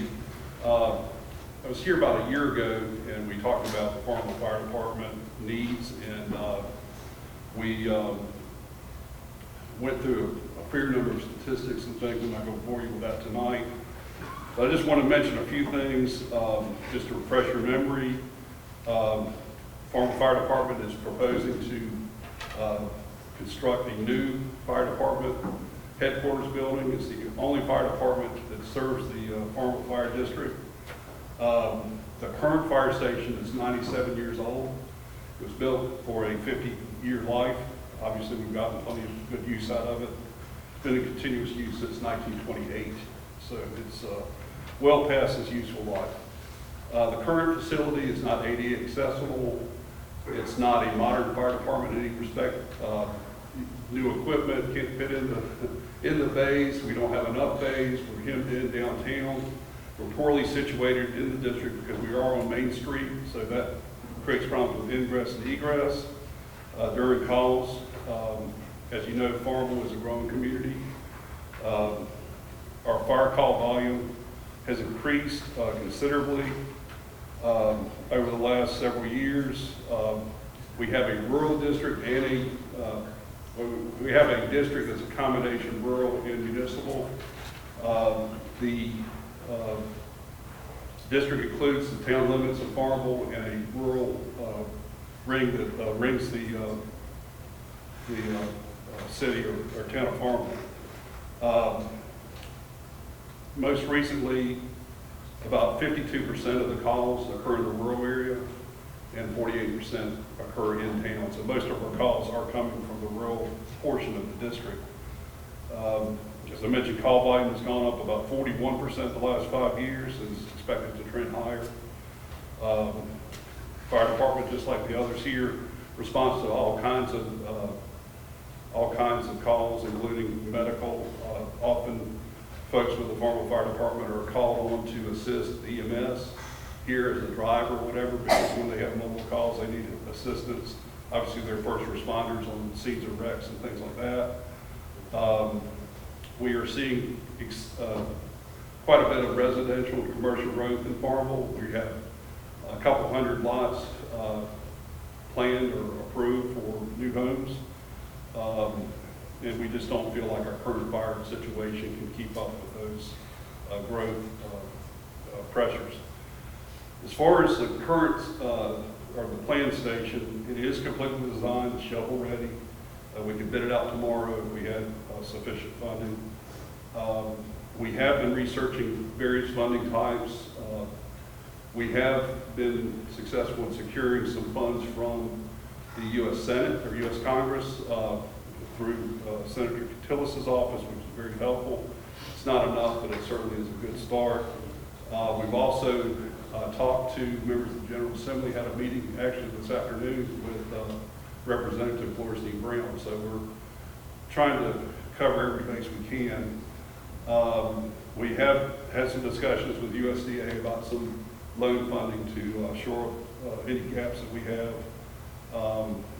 And we are, as far as the town goes, we have spent in excess of $900,000 so far on design, land acquisition, testing, permitting, things like that. So we're certainly, we will continue to do what we need to do as far as the town contributing. The current fire department budget is approximately $470,000, of which only $110,000 comes from the rural district. So the fire tax, there's been some things said in the past about, well, the fire tax will support it. The fire tax doesn't pay, this year they're only paying about 24% of the cost of the fire department. The rest of it is paid out of the town's general fund budget. Next year we anticipate that ratio to be 74% town, 26% rural fire tax. But again, more than half the cost for service come from the rural portion of the fire district. The point here is that the general tax base, the town's general tax base, is more than paying its share in supporting the operational capital needs of the fire department, not the rural fire tax. And then lastly, I wanted to touch on the economic development impact of the station. This is a regional station. We do a lot of mutual aid calls, Red Oak, Bell Arthur, Fountain, other departments we always respond. We also have some full-time or part-time career firefighters who are off duty from other departments who currently work Monday through Friday, 8 to 5, and we also are proposing to expand that to 7 days a week. So and those are totally paid by the town of Farmville. The Farmville Fire Department headquarters building would be an asset to Pitt County, Western Pitt County. Having responsive and reliable emergency coverage is a selling point to new industries, commercial interests. Home builders are, they're coming to Farmville, and those residents want to feel safe with their law enforcement and their fire services and EMS. We also have several potential industrial clients who even your Pitt County Economic Development team are working with the town and others to attract to Farmville in some of our available industrial lands. Many site selectors inquire about fire protection and request for information when evaluating a potential new industry site.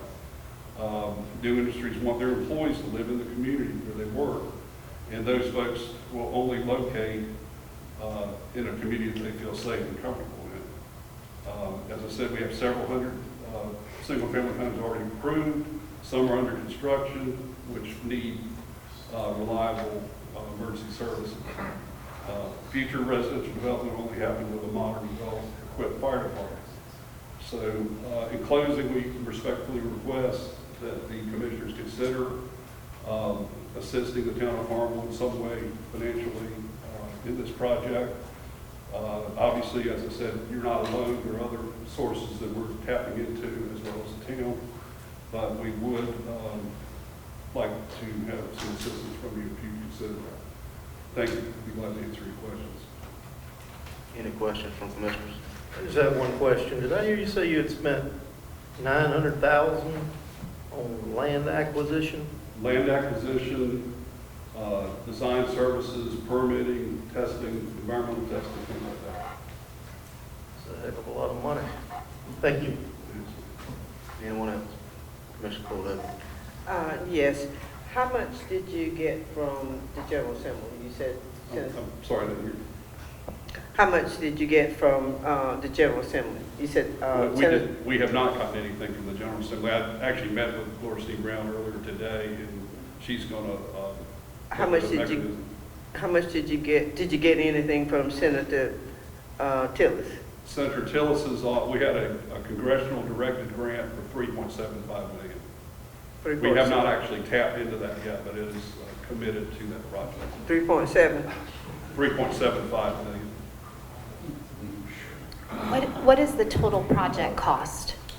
We're looking at around 8 to 9 million now. Will you please repeat that one more time? I was talking. The cost of the project? Yes. It's obviously the construction costs have increased considerably over the last few years as we've been planning this, but the latest estimate is $8 to $9 million. Commissioner Nunley, I saw your hand. Thank you, Mr. Chair, and thank you, Ms. Hodgson, for presenting tonight. What avenues has the town looked at increasing the municipal tax rate to help fund the project? And something that I've floated previously, has the town considered coming together and being creative about doing a package whereby the rural and the municipality set a fire tax rate that would help fund their request? I know that the rural fire district tax was, the fire department considered requesting an increase in that. It's currently at 6 cents. They decided not to pursue that. That was a decision that the town made. Obviously, that was something from the fire department. The town of Farmville, in addition to it, as I said, it's paying 3/4 of the cost of fire services currently. Now, that comes from the general fund taxes of the town. That's right. Our commissioners did set aside 1 cent on the tax rate in the most recent, or the current budget now for this project. And that's a recurring thing. We did not drop our tax rate to revenue neutral. We preserved some of that increase in due to revaluation, and we have earmarked some funds for the fire department project, specifically for the fire department. So to fund it, I guess my question is, to fund it, what would the appreciable tax rate need to rise at the municipal level, in addition to the service area, the rural service area? What is the figure? How many pennies would need to be added on the ad valorem tax rate? Municipal tax rate? Municipal and rural, if you're looking at the whole service area. Well, currently the fire tax is estimated at 6 cents to yield about $116,000 next year. Based on the value that the tax assessors provided. For Farmville town, 6 cents would yield about $330,000. So it's not enough to build, it's not enough to bring in money to build the station, it's enough to perhaps pay debt service on the note or something. Right. We're looking at financing. I mentioned USDA. We are looking at that. We've also talked with private banks, but we wanted to see, how much we needed to borrow. We couldn't define that until we had nailed down other sources first. So, not to drill down on it, but most fire districts, when we have these, they do incur debt service, work hard to fundraise, and it's specifically tailored to that area.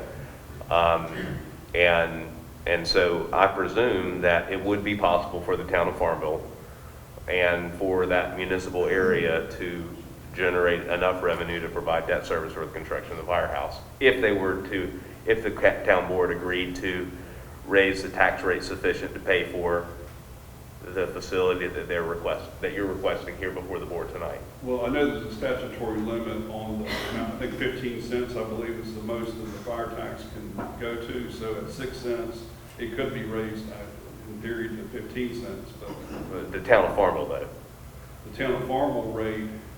Right. You're talking about town of Farmville tax rate, yes.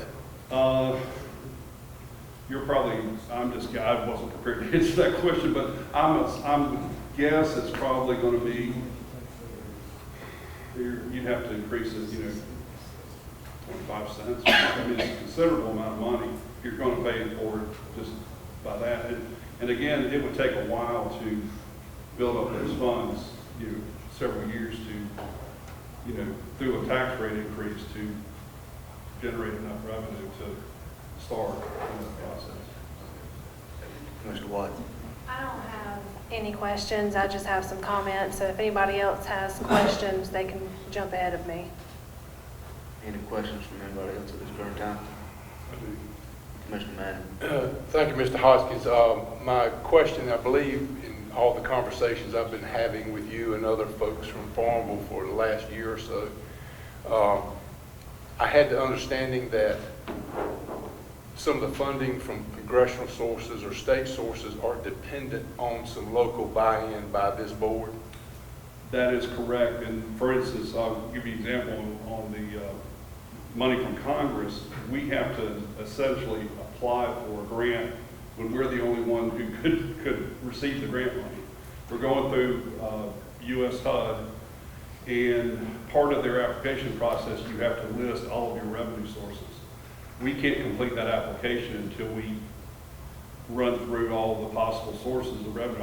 I wasn't going to speculate as to how much, if anything, Pitt County Commissioner would give, or what we might get from the General Assembly, or whatever, or how much we would have to come up with ourselves.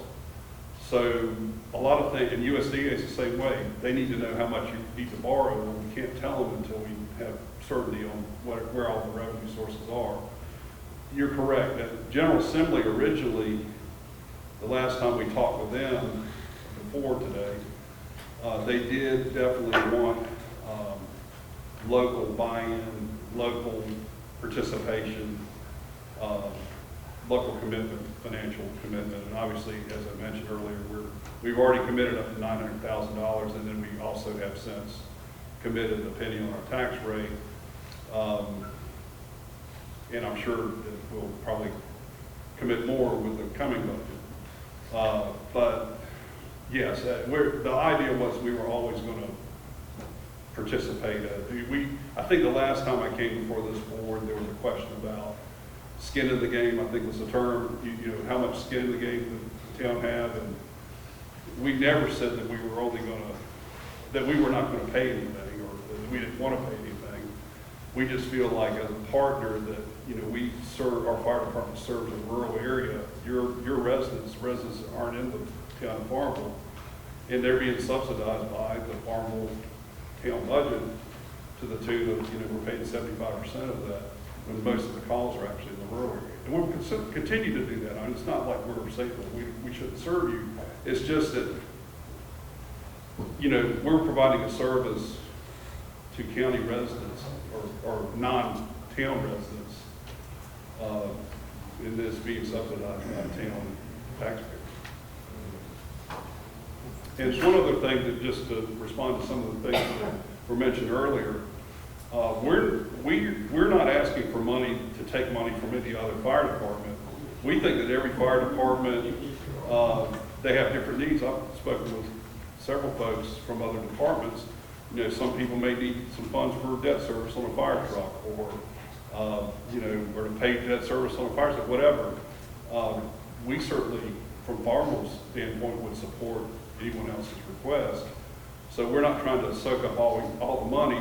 We just felt like you can't, unless you ask for something, a lot of times you can't get it. We've never really asked for anything from the county. And if we are successful here, we won't come back and ask for anything from the county as far as funding for anything. So, but we just feel like public safety is an important aspect to all of us, and we feel like the county certainly plays a role in that. And we hope that you'll consider our request to some, to whatever extent you feel comfortable with. The ask is $3 million, but I mean, obviously, anything is better than zero. Mr. Full-Huggins, did you have a comment? Yes, thank you. But you said that in order to apply to USDA or whatever, you had to have some buy-in from us, or, and I'm wondering, other fire stations, they spoke about building a fire station and whatever. Did we provide buy-in to them? We got To the help. SBA loan and y'all did not support it at all. Sir, please. Behave on the back road.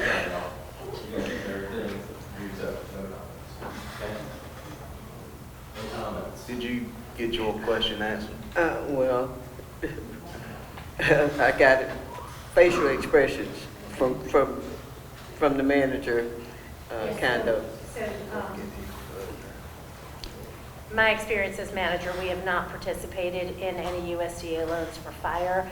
I will say there are occasions in your policy and program for fire trucks that sometimes the county has to sign a paper acknowledging that we have a valid contract with a squad when they go to seek other funding for their capital assets.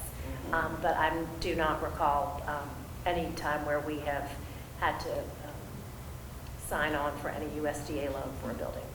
So would they need to go back to USDA and get more information on that part? My understanding is not that Mr. Hutchins is saying that he needs the county to sign anything for him to get a loan. The way I understand it is he would like to know how many other sources of funds he will receive so that he can subtract that from his loan amount request. That's right? correct. And so if it's a $9 million building and there's 3.75 from the federal government and X unknown amount of money from other sources, he wants to be able to know that to subtract it before he determines how much to seek in a loan. Is that correct? That's correct, yes. All right, thank you. Did you want to hold your comment? We got one more question, I believe. Oh, yeah, another question. Well, it's a comment. I can save it for discussion. Why don't you go ahead, you've been waiting a few minutes. Thank you, Mr. Chairman. First of all, I want to thank all the firefighters who have shown up here tonight and the ones who weren't able to make it. Your service and your bravery to Pitt County is greatly appreciated. Next, I want to say that if we consider this request by the town of Farmville and we give them $3 million or any amount, it is a slap in the face to every fire department represented out there and the ones that are not represented. You've got Bethel working with a 22-year-old fire engine. They normally retire after 20 years. Winterville Rural was responsible. They built a building within their means and they raised their fire tax so that the people in that fire district paid for it. Eastern Pines did the same thing when they built a new building. Blackjack did the same thing. There's residential growth all over the county. Grimesland has a lot of residential growth now. So does Ayden, so does Blackjack. Winterville does. It is, not only is it unfair, but it is, to me, unethical to take county tax dollars that people are paying that are supposed to go and support services countywide and put it towards something that will only benefit one section or portion of the county. It's unfair because what you do for one, you have to do for all. We cannot afford to give every fire department $3 million. Out of just to name a few of the other requests right now, Bethel, $2.9 million, Gardnerville, $3 million, Clark's Neck, $2.04 million, Eastern Pines, $1.18 million plus payroll, Falkland, $2.59 million, and that's just a handful of them. That's just a drop in the bucket. We can't afford this, and I do not think it is a good idea. It is not a good precedent, and every fire department responds to all kinds of calls all over the county, not just Farmville. Every single one of them does. So that is what I have to say about that. I think I've been over here taking notes the whole time. I think I said everything I wrote down. Are you done, ma'am? I think so. Thank you. You've done a very, very good job. Commissioner Nunley? I'm right. Thank you, Mr. Chair. So I think it's important that we are equitable in how we approach the appropriation of our general fund. I see and continue to see our role, though, as a facilitator to our municipalities, and I continue to see that we can only benefit by working together with our municipalities, whether it's Winterville, Farmville, Greenville, and Bethel, doesn't matter, that we work together to help find solutions when we can assist. And those solutions don't necessarily have to be from our general fund. And I think in this situation, something that I would be supportive of is to assist the town with coming up with their tax specialists, what an appropriate debt service for that building would be, and how they can build out that plan within their municipal tax base and create, if necessary, there's been talk about there being a substantial rural service area, talk about forming a special district whereby that we can address the needs appropriately for that area. And if the county, we've got the experts on staff that can help facilitate the town to do that, I would be in support of it if it came back before our board. I was in support of Eastern Pines Fire when they came and had their proposal before our board, because we all know that these are important facilities for response times in our community and to our residents. But it is also important that those funds are coming from the right pot. And in my view, that pot is from a fire tax or the municipal tax base. And so I would be happy to see our county work with the town of Farmville to come up with a structured solution like that. And if it needs to be creative because of it really being a rural and municipal combined district, then let's do it. But I don't think that it all come from our general fund. Thank you. Vice Chair? Thank you. I want to make sure I heard all of the comments, and I'd like to thank the firemen once again for what you do. I did it at the beginning of the meeting, and I probably would tell you it again, but I want you to know that Mr. Who is that up there? Mr. Johnson, Farmville, Hoskin, Farmville does quite well with the report that I received. I did a little bit of research, and then I also contacted a lot of the chiefs, but I asked the county tax assessor to prepare me a report from 2021 annual all the way up to now about what they collect from taxpayers for the fire department and the fire service areas that they do. And I'd like to also thank a compilation report that Mr. David Moore presented for the entire fire service units throughout Pitt County. Doing for one and not doing for all is not good. It would hurt my feeling if you came to put out the fire in one person's house, Rochelle's house, and then didn't get Benji's house. So I like to say that we do a feasibility study. I've done a little bit, and this right here will give us a time to do some more.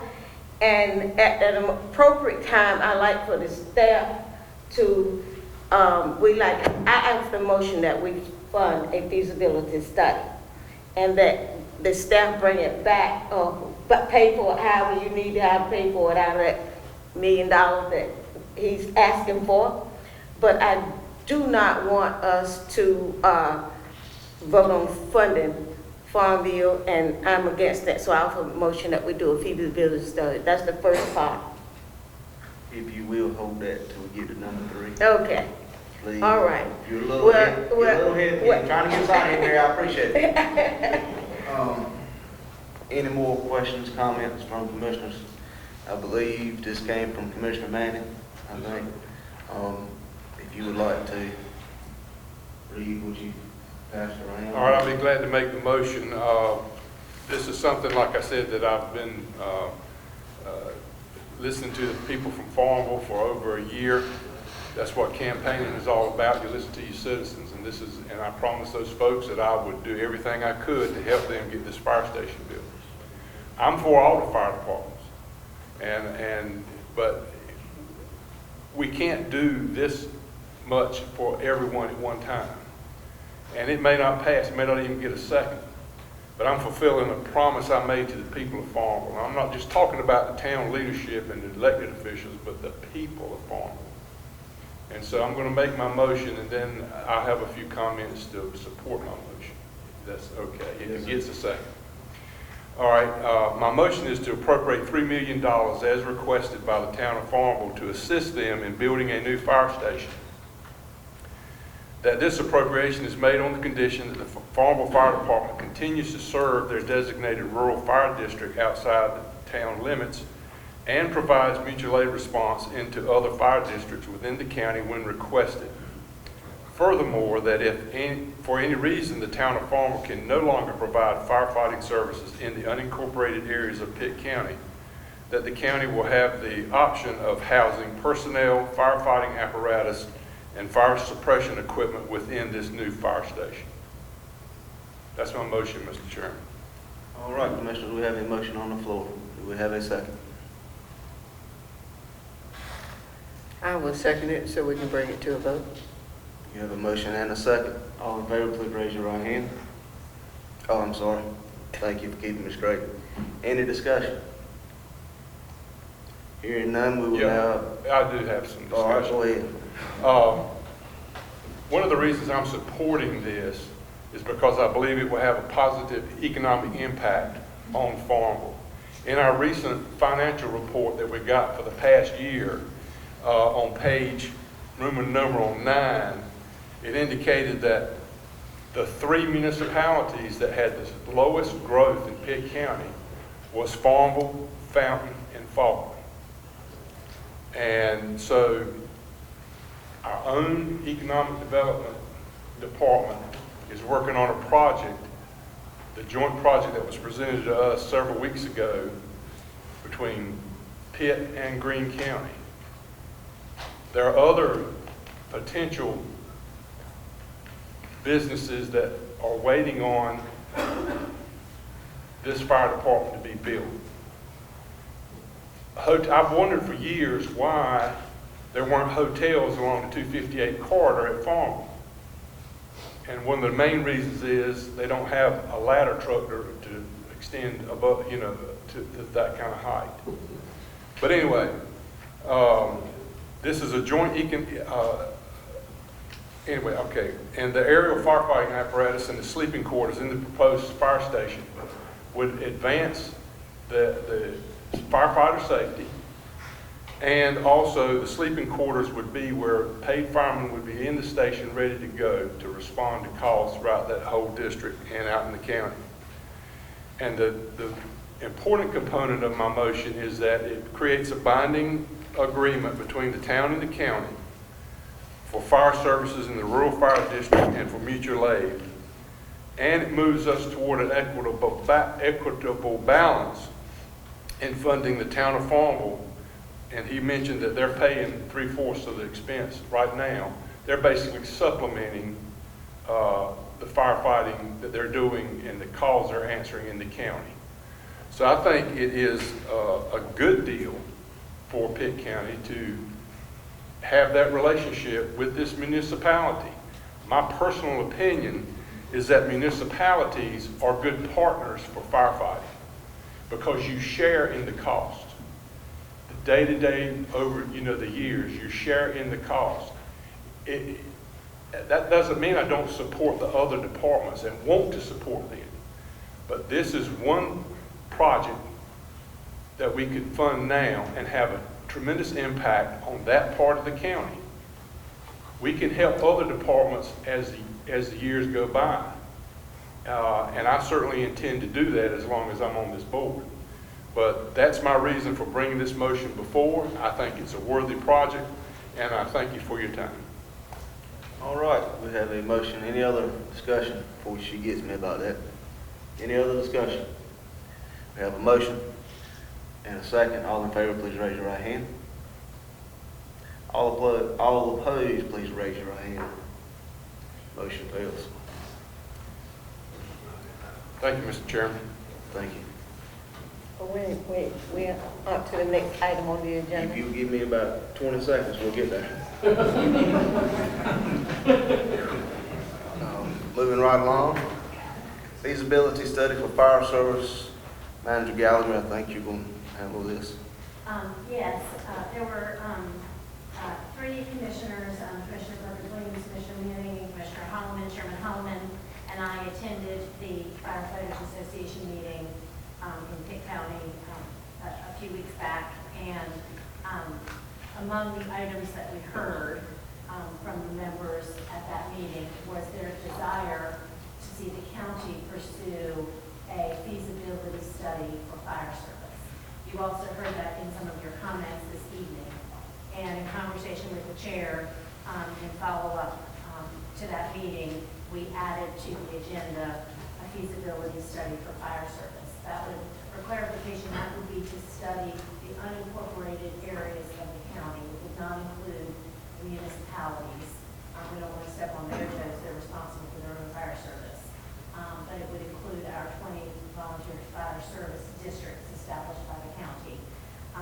I recommend there would be costs associated with that.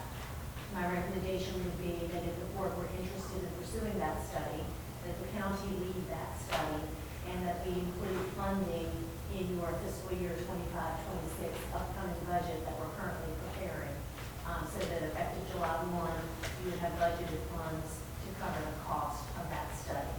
That study would include the concerns that were raised today, and the folks you've heard from.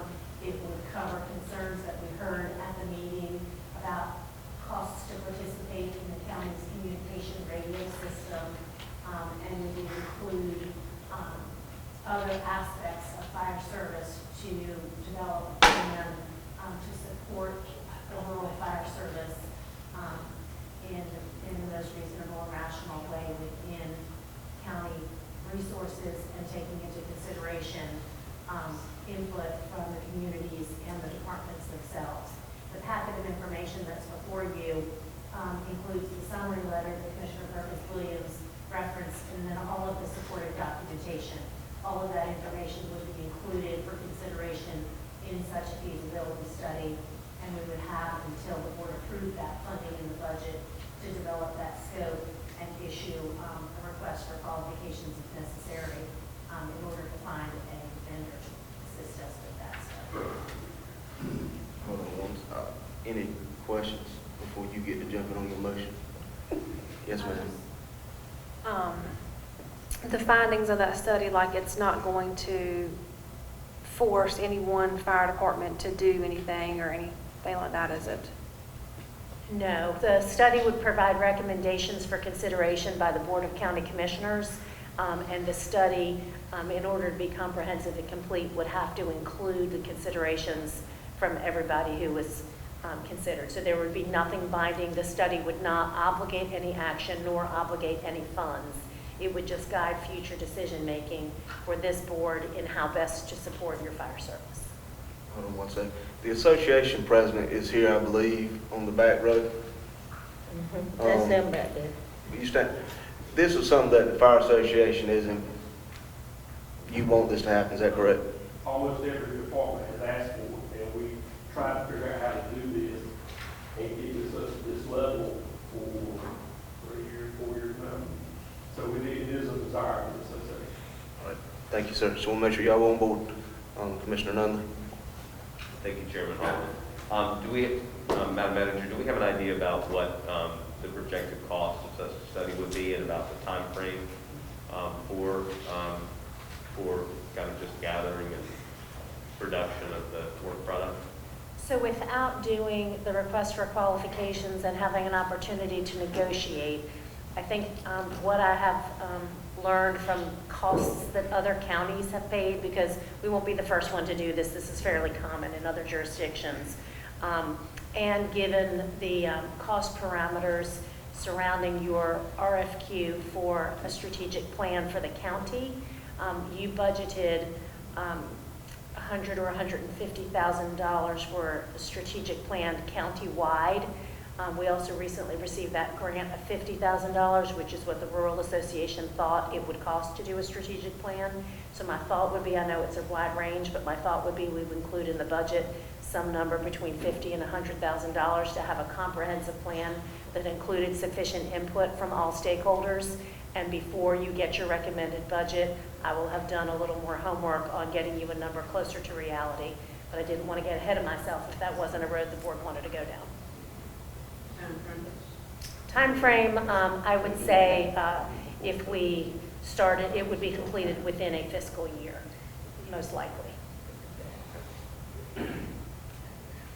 I do have one question for you. Is there any way we could Do that now. kick it up a little quicker, so instead of waiting from now through July 1st? We absolutely can, yes. So I that hope y'all would, consider that. we would, if the board wanted to go ahead and start that process now, we do not have a budgeted identified funding source. And I'd have to confer with Sam Kroon, your Chief Financial Officer, but I believe we may have sufficient funds available in contingency, which would require board action to move those funds from a contingency account for this purpose, or potentially other funds within your budget, or you could dip into your general fund balance savings account to cover this cost, which all of those options would require action by the board. I have one question now. Yes, ma'am. My question is, do we have enough funds now to do that communications thing that seemed very important at that meeting that night? Do we have enough to handle that now? So, as manager, I would say your communications piece is more than just a matter of funding. Mm-hmm. So I think that either incorporated within your feasibility study, or if you wanted to have some review of that outside, I would probably incorporate that, since that was a primary concern of many of the folks here in the room, to incorporate that within your study, so that before you assume a cost for something that has a different structure and will have a significant bearing upon the capacity of your radio communication system, that you have that well thought out in a strategy. And I am certain that the person assisting us, or the firm assisting us with this, will hear and we will share that it is the desire of the fire departments not to have to contribute toward the cost. Well, I'll say not just the fire departments, it would be the desire of non-county agencies who are participating in our radio system not to have to pay the subscriber fee per unit, whether they're in Pitt County or partnering outside of Pitt County. And I think that's a critical element of what we heard that evening in the Firefighters Association meeting, and something that could be included within the scope of it. But I think answering the money question alone might be getting ahead of ourselves. Any more comments or questions? I'd like to also motion that we do the feasibility study and include the communications for the entire fire department and fire service areas. If I can get a second. I'll second that. When do you want to start with it? I won't start, I'm ready for it to start right now, so we can give them some peace and the citizen can rest comfortably. ASAP. We have a motion and a second. Any further discussion? All in favor, please raise your right hand. Any opposed? Motion carries. It's good to see that it did not fall on deaf ears. Mr. Chairman, can I just seek some quick clarification? Yes, ma'am. So for a service from a consultant, we have the option to do an RFQ, or request for qualifications, but you don't have to do that. I could informally consider consultants who could assist us with that, because we're not using federal funds or state funds, we're using our own funds. And this isn't something that we have a history or tradition of doing a request for qualifications for. Does the board want, And I'm hearing that you want this expedited so that we get some answers sooner rather than later. If you would like me to procure a vendor and make a recommendation as to a vendor through an informal process and have a number, I can bring back to you probably by your next meeting a budget amendment where I would recommend the funds to come from, give you a pretty solid amount on cost, and a recommended vendor, if not by your April meeting, surely by your May meeting. I like that. Motion, Do you need a motion, Lynn? motion on the floor. Second. Motion and a second, all in favor? Any opposed? Motion carries. Thank you. Thank you. Thank you to the firemen too for coming tonight.